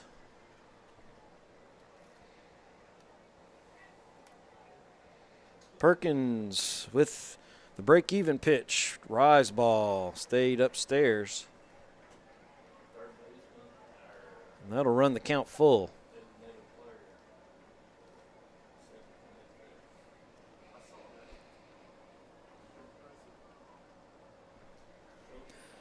Rowan County to get here defeated Elliott County. There's a foul ball. Actually, no, it's a strike 3, but it gets away, and that'll allow Jacobs to score. Now the throw goes into right field, and that'll allow Jacobs to move on to second base. I don't know, it looked like that ball was wet.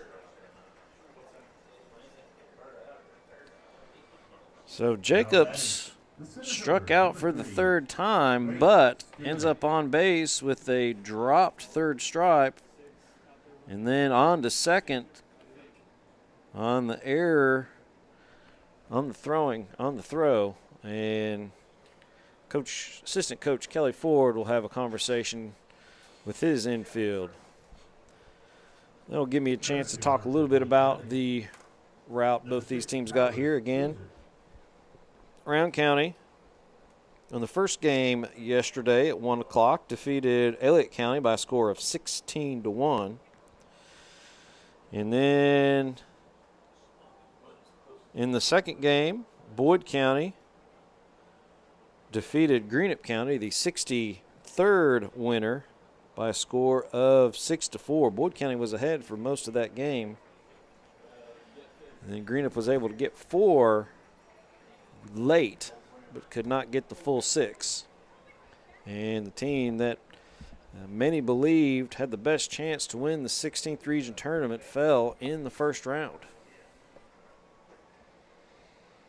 And that's why you play the game. That pitch gets Stevens. So now bases are loaded. Or no, first and second. Excuse me. First base was open. Now batting for Boyd County, the catcher, number 14, Emily Bush. That'll bring up, Emily Bush. She's 2 for 2 with an RBI. Sprayed it all over the field, a single to left and a single to right. I believe that is, I miss it, I believe that is Tyler Caesar down at second base, the courtesy runner for Jacobs. That ball is lifted into the third baseman's glove. Littleton, nice job of getting over there quickly. Now batting. And now 2 outs. Let me bring up Kaylee May. Kaylee May, she is 1 for 2. Single to left and a strikeout.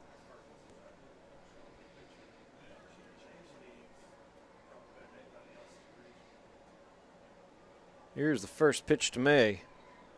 Changeup upstairs.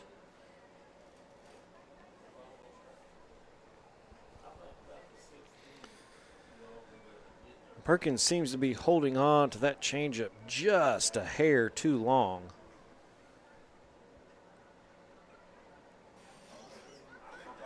Fastball on the outside corner for a strike. That'll even it up at 1-1.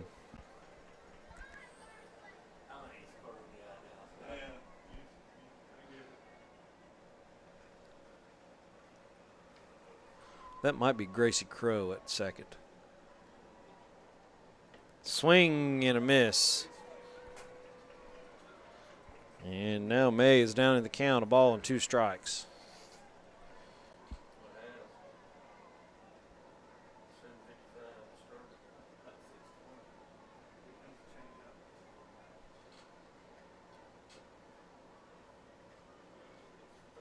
Here comes the 1-2.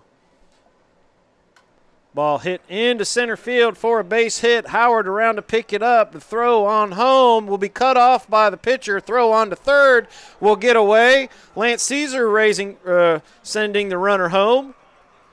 And an RBI single and an error on the throw will allow 2 runs to score, to bring Boyd County within 2 with 2 outs. So give Kaylee May another single. She's 2 for 3. She has 1 RBI.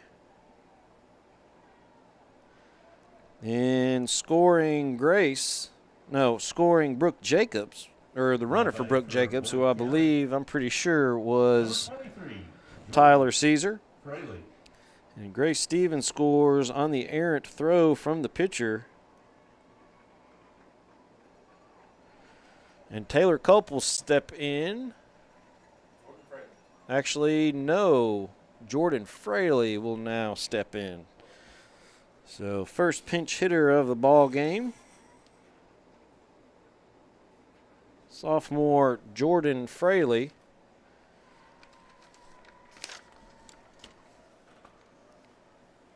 She's hitting .571 and she is 4 for 7 on the season. She does have 2 RBIs and a double. So the lefty Jordan Fraley will step in.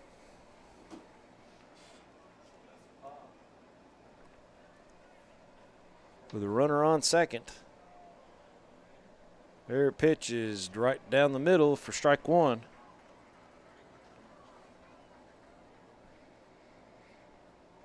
So a couple errors this inning have cost the Lady Vikings. Again, you got to wonder about maybe the ball being a little wet. 0-1 changeup misses.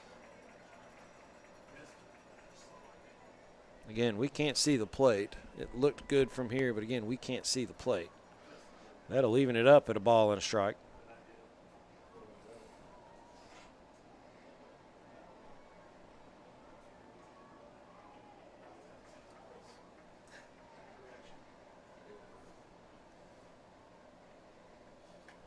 Pitch is lifted on the infield. Ford calling for it. She'll squeeze it, and that'll retire the side.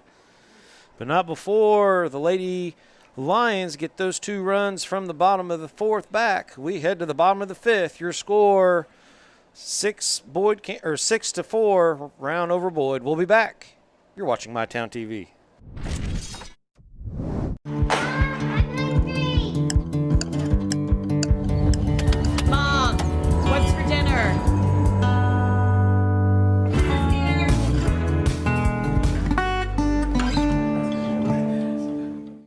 They say products aren't built to last, and that they just don't make things like they used to. Since 1953, Big Sandy's been serving our customers quality and reliability at a great price. And that's why we're proud to carry Speed Queen, quality washers and dryers built here in America, with commercial-grade metal parts and backed by industry-leading warranties. Get the guaranteed lowest price and fast delivery on all Speed Queen appliances at Big Sandy's Superstore. Being able to spend time with patients is really what does make the biggest difference. My goal is to get you as well as I can so that you don't need a doctor as often. With expert clinicians offering personalized care in pediatrics, mental health, pharmacy, dental, and so much more. We're more than your family doctor. We're your doctor in the family.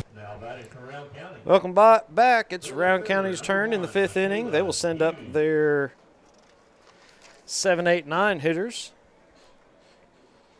Hughes is 0 for 2, reached on a fielder's choice in the first. That breaking ball catches the outside corner for a strike. Rowan County will send up Hughes, Sturgis, and Likens. Change up. Had Hughes way out in front, and now she was down a ball and 2 strikes.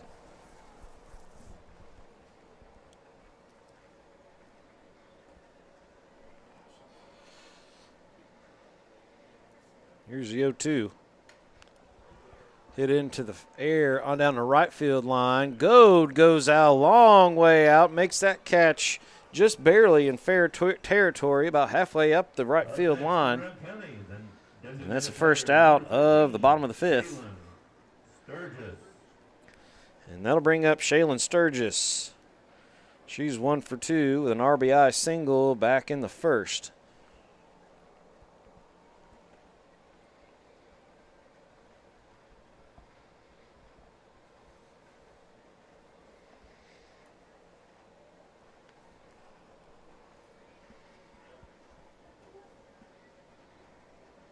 Pitches upstairs for ball 1 with that fastball.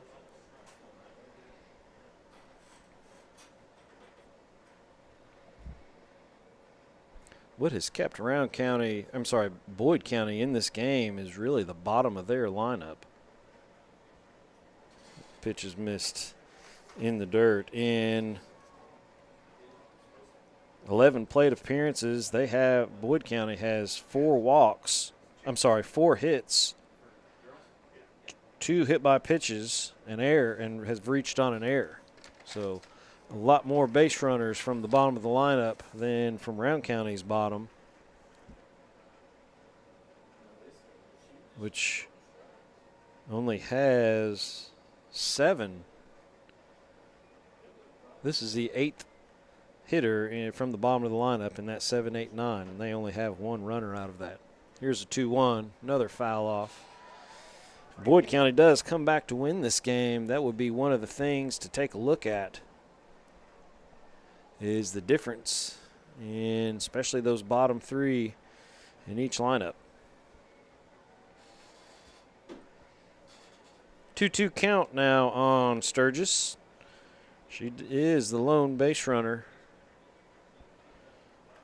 The ball is lifted into short, right behind. I'm going to say short right field, but it was actually caught on the infield behind Kaylee May by Jaden Goad. The second baseman, number 5, Shelby Likens.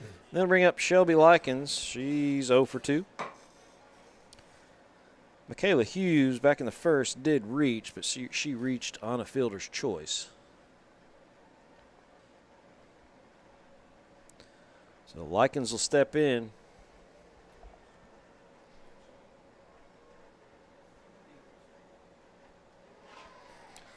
Check swing, called strike.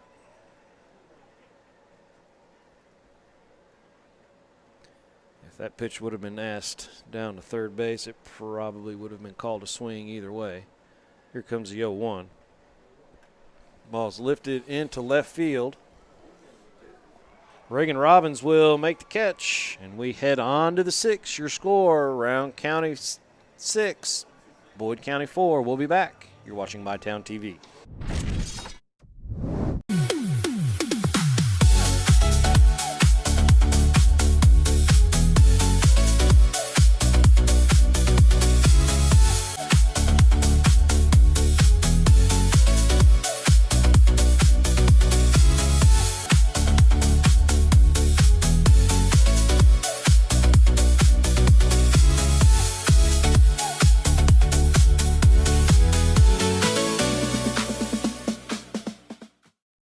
From hand-cut steaks to fall-off-the-bone ribs, Texas Roadhouse has something for everyone.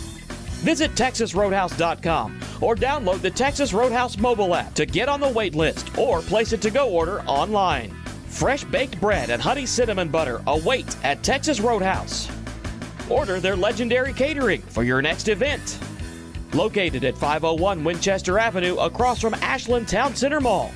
Texas Roadhouse will help you support your local school. Welcome back. We're in the 6th inning. Boyd County will send up their 9-1-2 hitters. We need to check something. I had mentioned the bottom of the lineup in the last inning. I think I did the 6, 7, 8, 9 hitters for Boyd and just the 7, 8, 9 hitters for Round, but the story is still the same. That pitch is hit up the middle for a base hit for the number 9 hitter, Robbins. And the beat goes on for the bottom of the lineup for Boyd County. If you add the 6th hitter to Round County's lineup to those numbers I was talking about earlier, now the umpires are getting together for some reason. I don't know if maybe one of them saw lightning. There is a pretty high cloud back up over the middle school, back up off to our right, but I don't see how that could be affecting anything here. Again, I'm not quite sure what this conversation was, but everybody's going back. But anyways, if you add the 6th hitter for Round County, you're only adding 1 base runner. So essentially 2 base runners without any outs for the 6, 7, 8 of Round, and you've got 7, now 8 for the 6, 7, 8, 9 for Boyd. Here's a pitch to Goad. That is fouled off to the left side for a strike.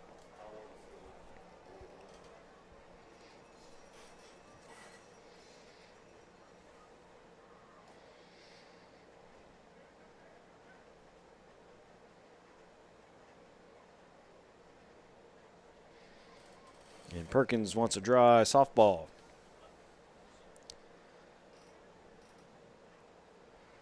Boyd scored 1 in the first, 1 in the third, and 2 in the fifth. Round County has scored 4 in the first and 2 in the fourth.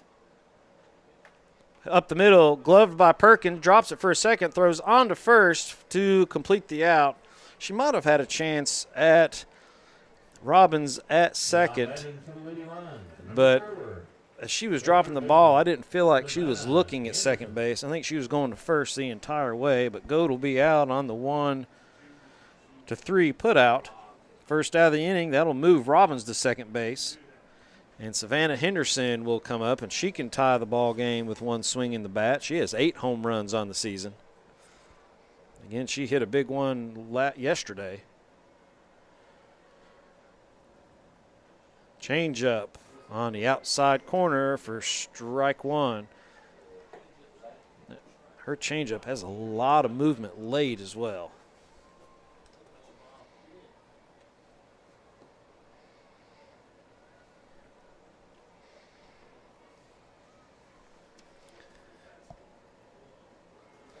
Looked like a drop ball. I've not seen many of those thrown by Perkins, which means it's probably the perfect time to throw it. Now 0-2. I would expect to see a rise ball or another changeup. I believe that was a rise ball.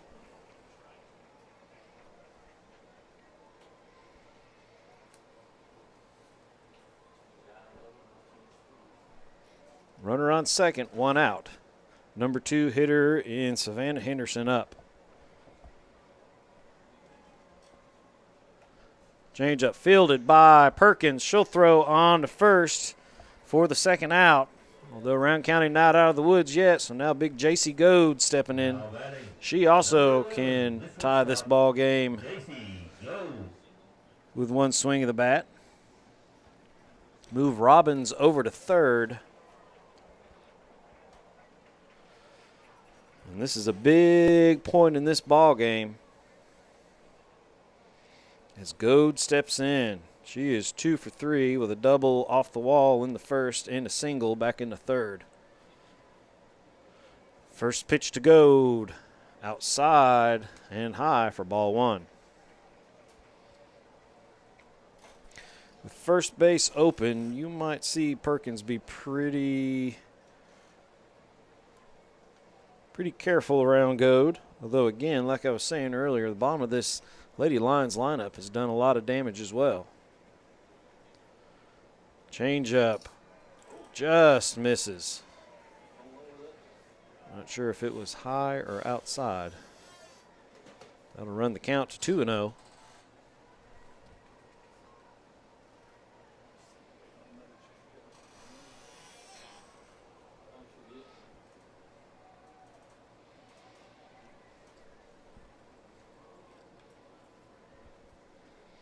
Here's a 2-0 in the dirt.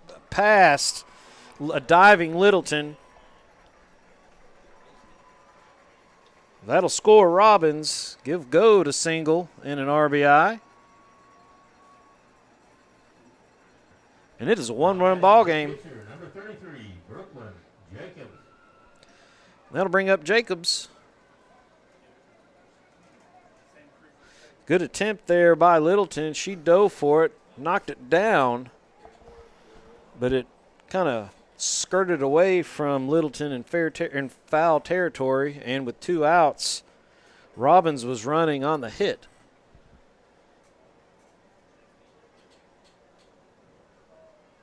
Jacobs with a big swing and a miss. She's 0 for 3 with 3 strikeouts. However, she did reach and scored back in the 5th. Well, they dropped third strike and then ended up at second base on throwing error.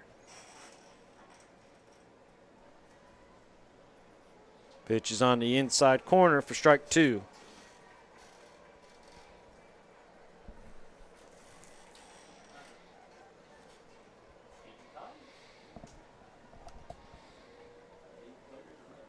Here comes the 0-2 pitch to Jacobs.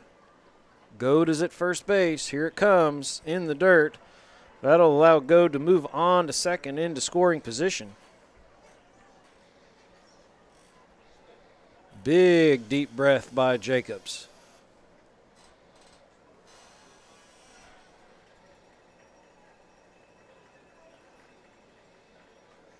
Jacobs also has, I believe, she's got 6 home runs.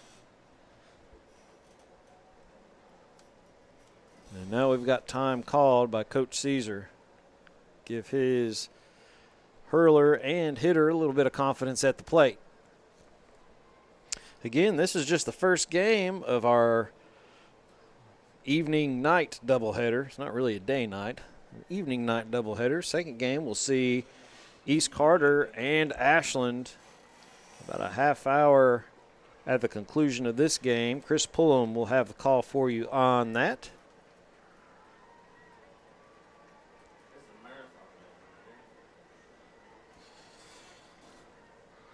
1-2 pitch from Perkins to Jacobs. Ball's lifted into left field. That's got a chance. And it is off the fence. Goad will come in to score. And this ball game is tied. That ball missed from being a home run by literally inches from the top of the wall.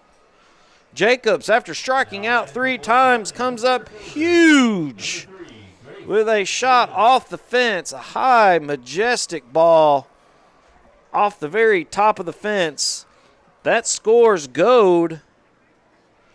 And the game is tied now, 6-6. Give Jacobs a double.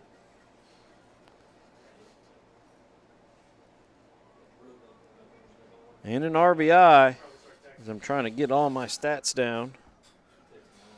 6 runs, another hit.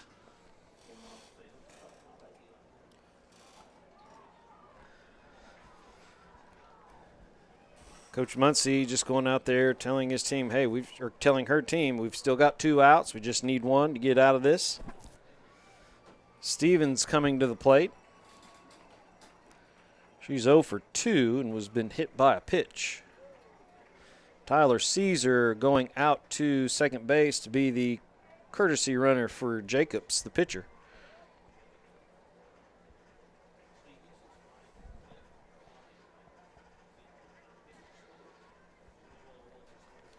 Here's the first pitch to Stevens. Ball's lifted into the air.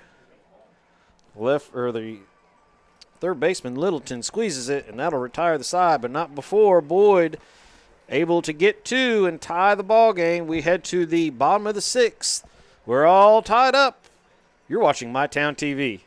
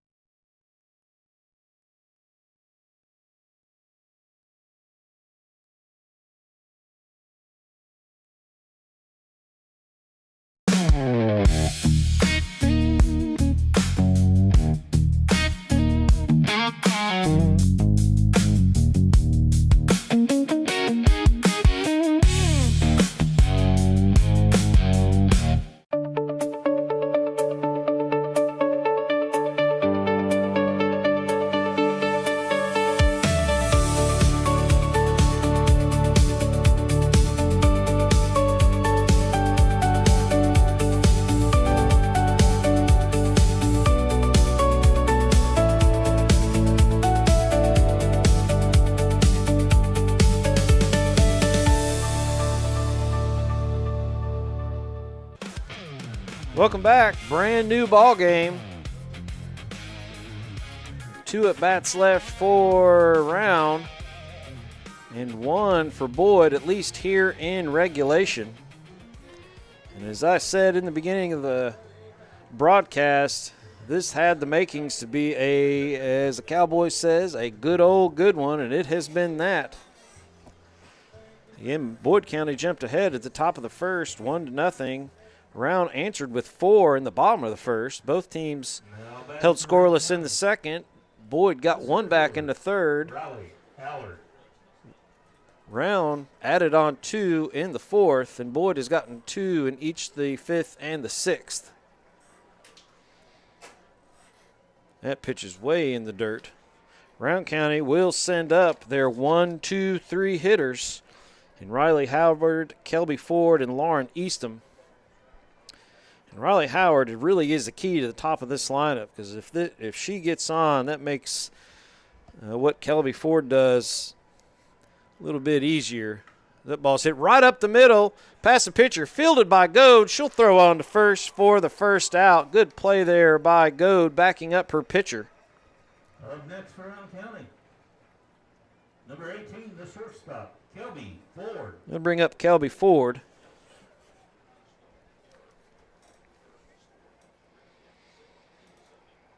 Kelby reached on an error in the third, grounded to second, and has walked. Had a good at-bat back in the fourth, where she was down a ball and 2 strikes and then worked a walk.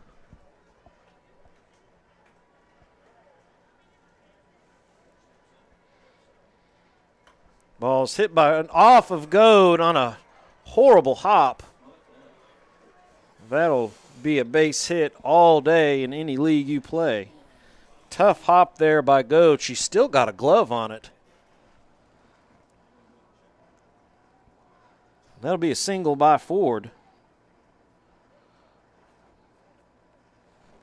And that'll bring up Lauren Eastham. Again, another big spot in this ball game where the stars for each team have had a chance to do some big things. J.C. Goad has 3 hits for Boyd County. Lauren Eastham has 3 hits for Rowan County, with 4 RBIs and then another run scored on a throwing error in her last at bat. So Eastham steps in with a chance to do damage. Ford at first, 1 out. Pitch is outside for ball 1.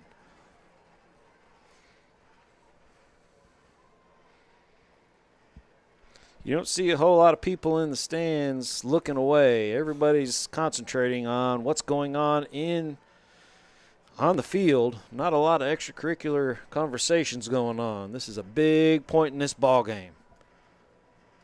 Changeup misses low, and now Eastham is way ahead, 2-1 or 2-0.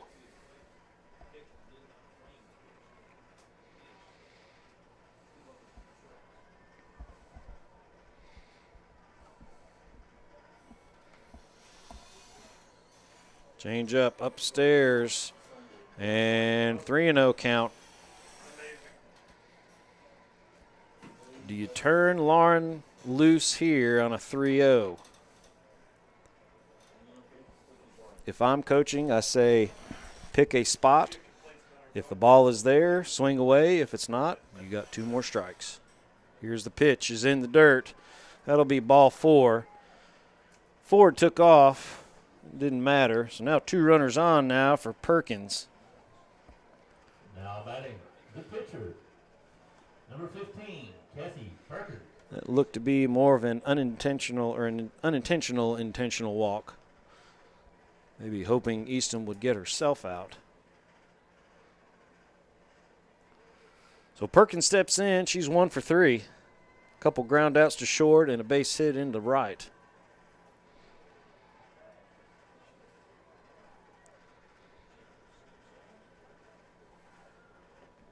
Pitch to Perkins, misses inside for a ball.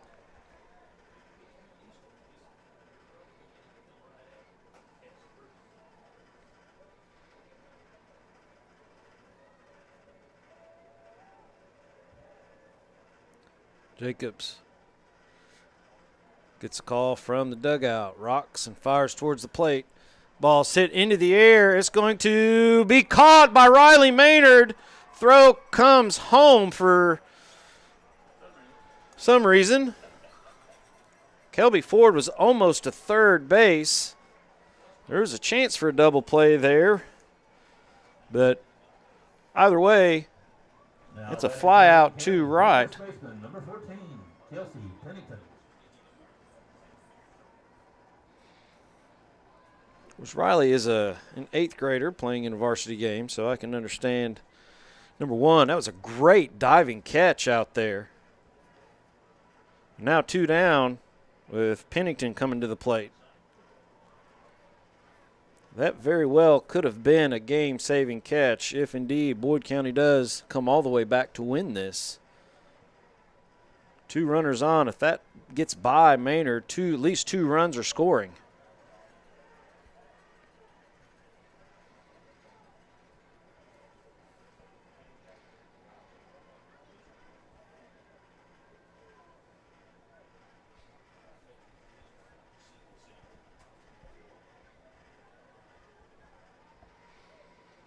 Two balls, no strikes to Pennington. She's 0 for 1 with a hit by pitch and a walk. And Jacobs is a ball away from walking her a second time and giving Kaylee Littleton a chance with the bases loaded.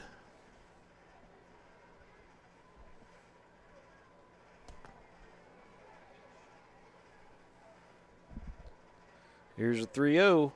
Right down Broadway for strike 1.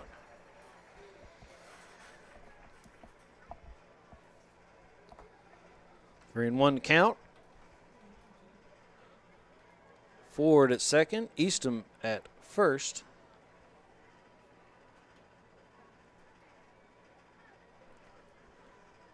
Jacobs looks at her wrist for the sign, and here she comes. Ball hit to Goad at second, took a tough hop off the chest, and ball gets away from the first baseman. And that'll allow Ford to score, and Rowan County has retaken the lead by 7-6. Again, ball took a funny hop on Goad, come up and hit her high, either high in the chest, the neck, or maybe even the chin. The throw beat Pennington to first, but with 2 outs, Ford was running hard the entire way.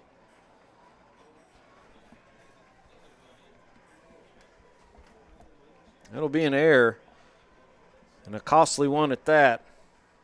So now Littleton steps to the plate, and she fouls that one off.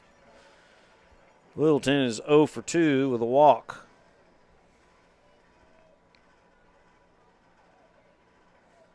So score Ford from second base, move Eastham all the way to third.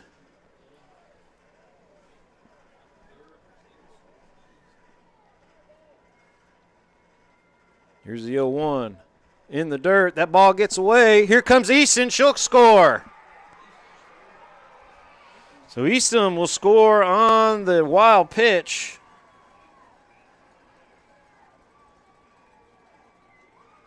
And that makes the score 8-6. So Rowan County gets the 2 runs back from the top of the inning.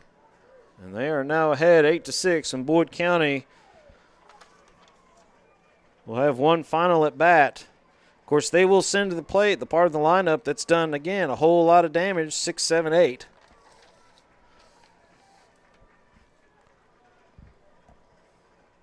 Here comes the 1-1 to Littleton. Up high, 2-1. I wasn't quite sure if Easton was taking off. I couldn't see where the ball was going. And, again, I couldn't see Easton until she was most of the way down the line. Here's the 2-1. Ball is slapped foul and out of play. That'll even it up at 2-2.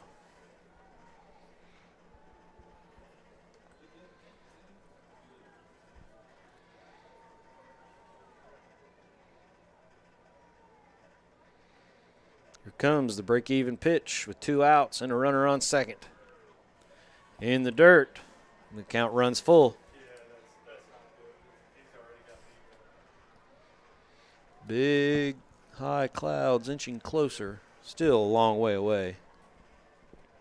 But it does look like it's rain. There's rain now in Moorhead. 3-2 pitch coming. Ball 4. Ball gets away from Bush. That'll allow Pennington to move on to third base. And now Littleton is at first via the walk. I'm going to bring up Michaela Hughes. She is 0 for 3.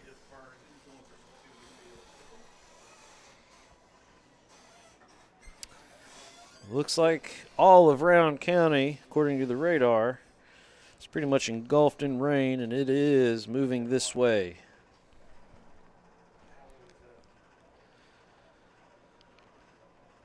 Mostly green. The Reds, on the other hand, seem to be moving south. So we shall see. This one will definitely be in. The second game may be delayed a little bit. And as long as we don't have lightning, get these huge long delays, we should be okay.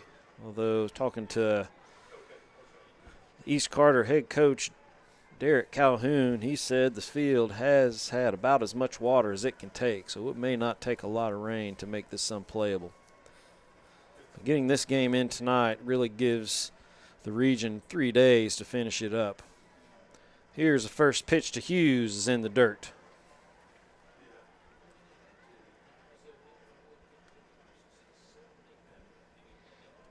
This has been a fabulous ball game.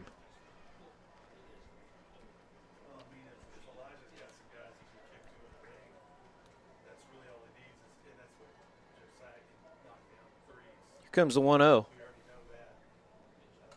Ball's lifted into the air. Here comes Maynard from right, and she will make the catch for the final out of the 6th. So we head to the 7th. Boyd needs 2 to keep it going. We'll be back. You're watching MyTown TV. Your home protects your family. We protect your home. Restoration RX tackles water, fire, mold, sewage cleanup. Available 24/7 in the tri-state. Restoration RX. Call 606-694-1096 today. Peace of mind starts here. Download our app today. Whoa! Ranger Rodney here. You gonna put in them rewards? Rewards? Give me that. Save on gas, get free stuff. There you go, partner. Clark's Reward. Return, refresh, refuel. At Big Sandy Superstore, we support factories and workers right here in the USA.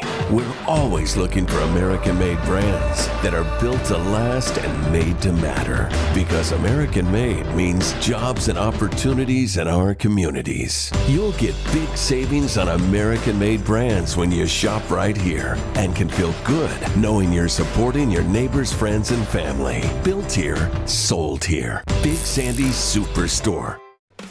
Welcome back. Boyd County will send up their 6, 7, and 8 hitters. Emily Bush steps in. She is 2 for 3 with a couple of singles.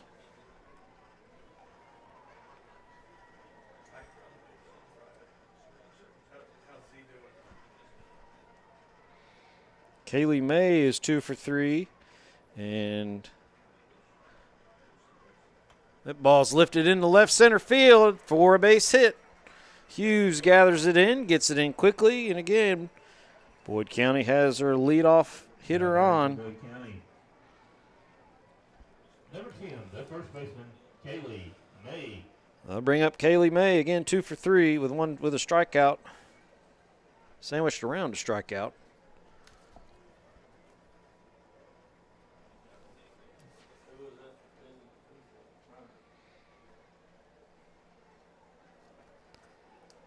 I think one of the things at the bottom of this Boyd County lineup does so well is that they do not overswing. They're just looking to make contact. And when you make contact with a good swing, good things happen.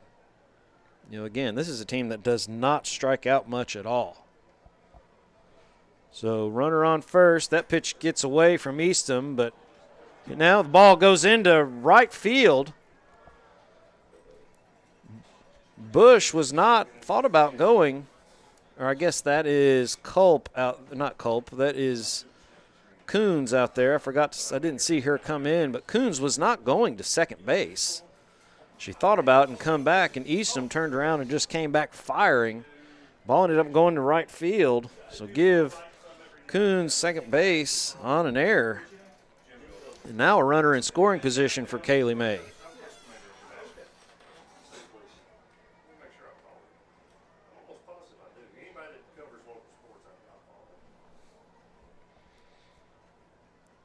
Changeup floats in there at the top of the zone for a strike. Counts 1-1.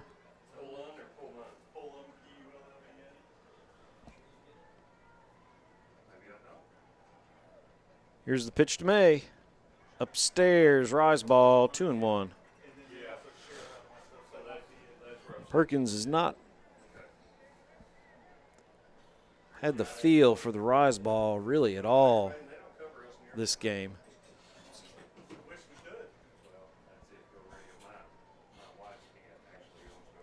Here's a 2-1, slapped foul down the right side and out of play. That'll leave the count up at 2-2.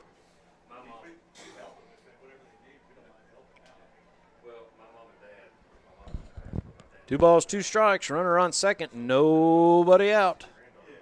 Boyd County down 2 in the top of the 7th. Here's a changeup and outside. The Rowan County faithful all stood up expecting a ring up of May. It did not happen. The count runs full.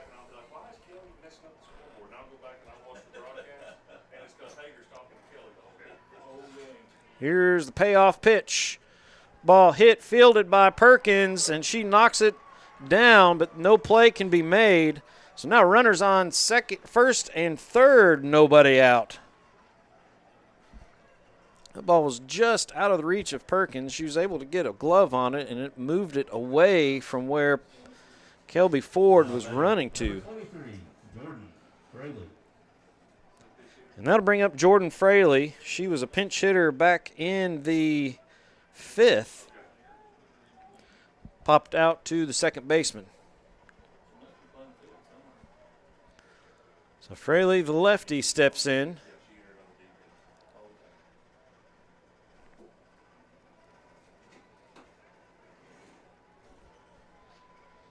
First pitch to Fraley in there for a strike.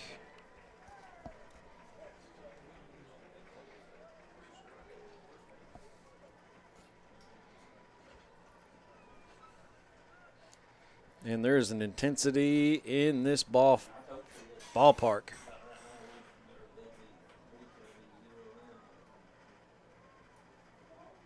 Here's the 0-1. Shows bunt and fouls it. I'm kind of surprised Coach Caesar waited a pitch to do that.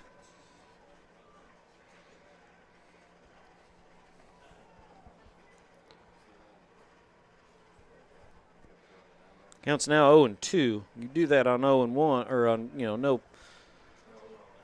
You get 2 chances at that with the first pitch of the inning or of the at bat. There's a changeup upstairs. And really, a bunt here, obviously with not 2 strikes, would be a great play.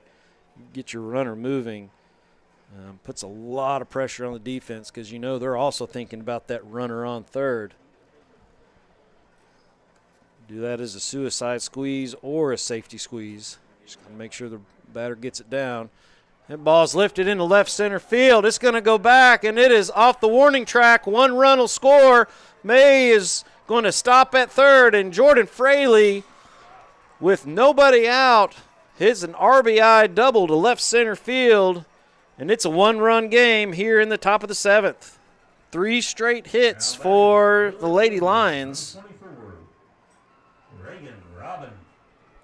That'll bring up Reagan Robbins again. The bottom of the lineup getting it done for the Lady Lions.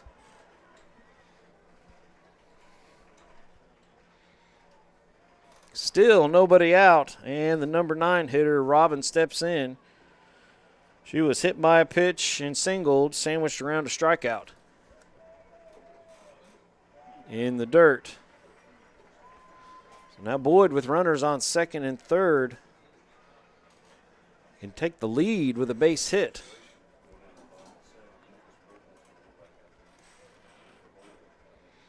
Boyd County led only 1 time in this game, and it was in the top of the first before Boyd County had a chance to score. Here's a pop into the glove of Likens, and that is out number 1, but the top of the lineup coming up.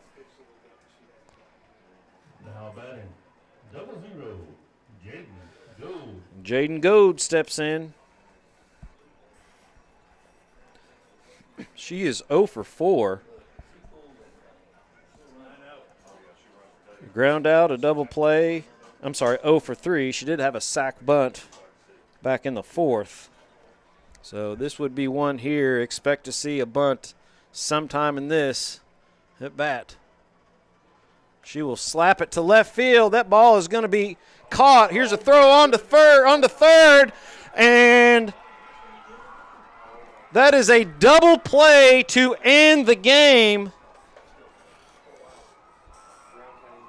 As I'm not sure who the runner was at third, took off and was doubled up. I believe that was Kaylee May. I'm guessing she thought it was down. It was not, because Rowan County brought all of their outfielders in. I was surprised to see a Rowan County outfield standing out there. I for sure thought that ball was down for a hit, just like the runner did. But Hughes makes the play, throws on to Littleton at third, and that will do it. Rowan County wins. We will be back to talk about it with the Restoration RX post-game show right here on MyTown TV. We know your time is valuable. That's why banking should be easy. With personal alerts on our banking app, you can be notified of what's important to you. People's Bank, working together, building success. Pathways has been around for over half a century, providing quality behavioral health care services for 60 years. Pathways is your certified community behavioral health care clinic. Learn more at pathways-ky.org. Expert care, backed by experience. Mom, what's for dinner?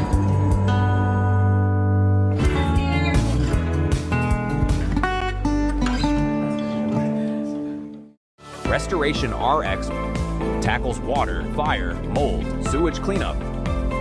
Available 24/7 in the tri-state. Restoration RX.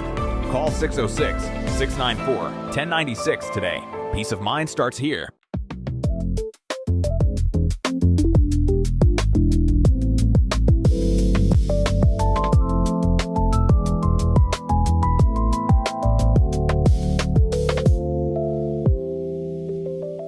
Life moves fast and the moments don't wait. The first steps, the first home, the dreams you work so hard for. Where you place your trust matters. At Members Choice Credit Union, we're here for every milestone. Through the hard days, the hopeful days, and everything in between. Your money, your future, your choice.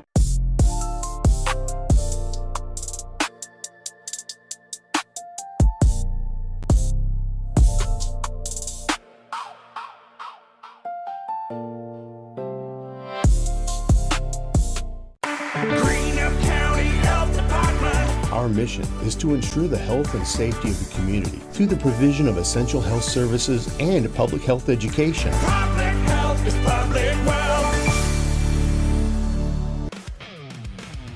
Hello, folks. Welcome back on a marathon of a ball game where Rowan County outlasts Boyd County by a final score of 8-7 on a wild end of the game play.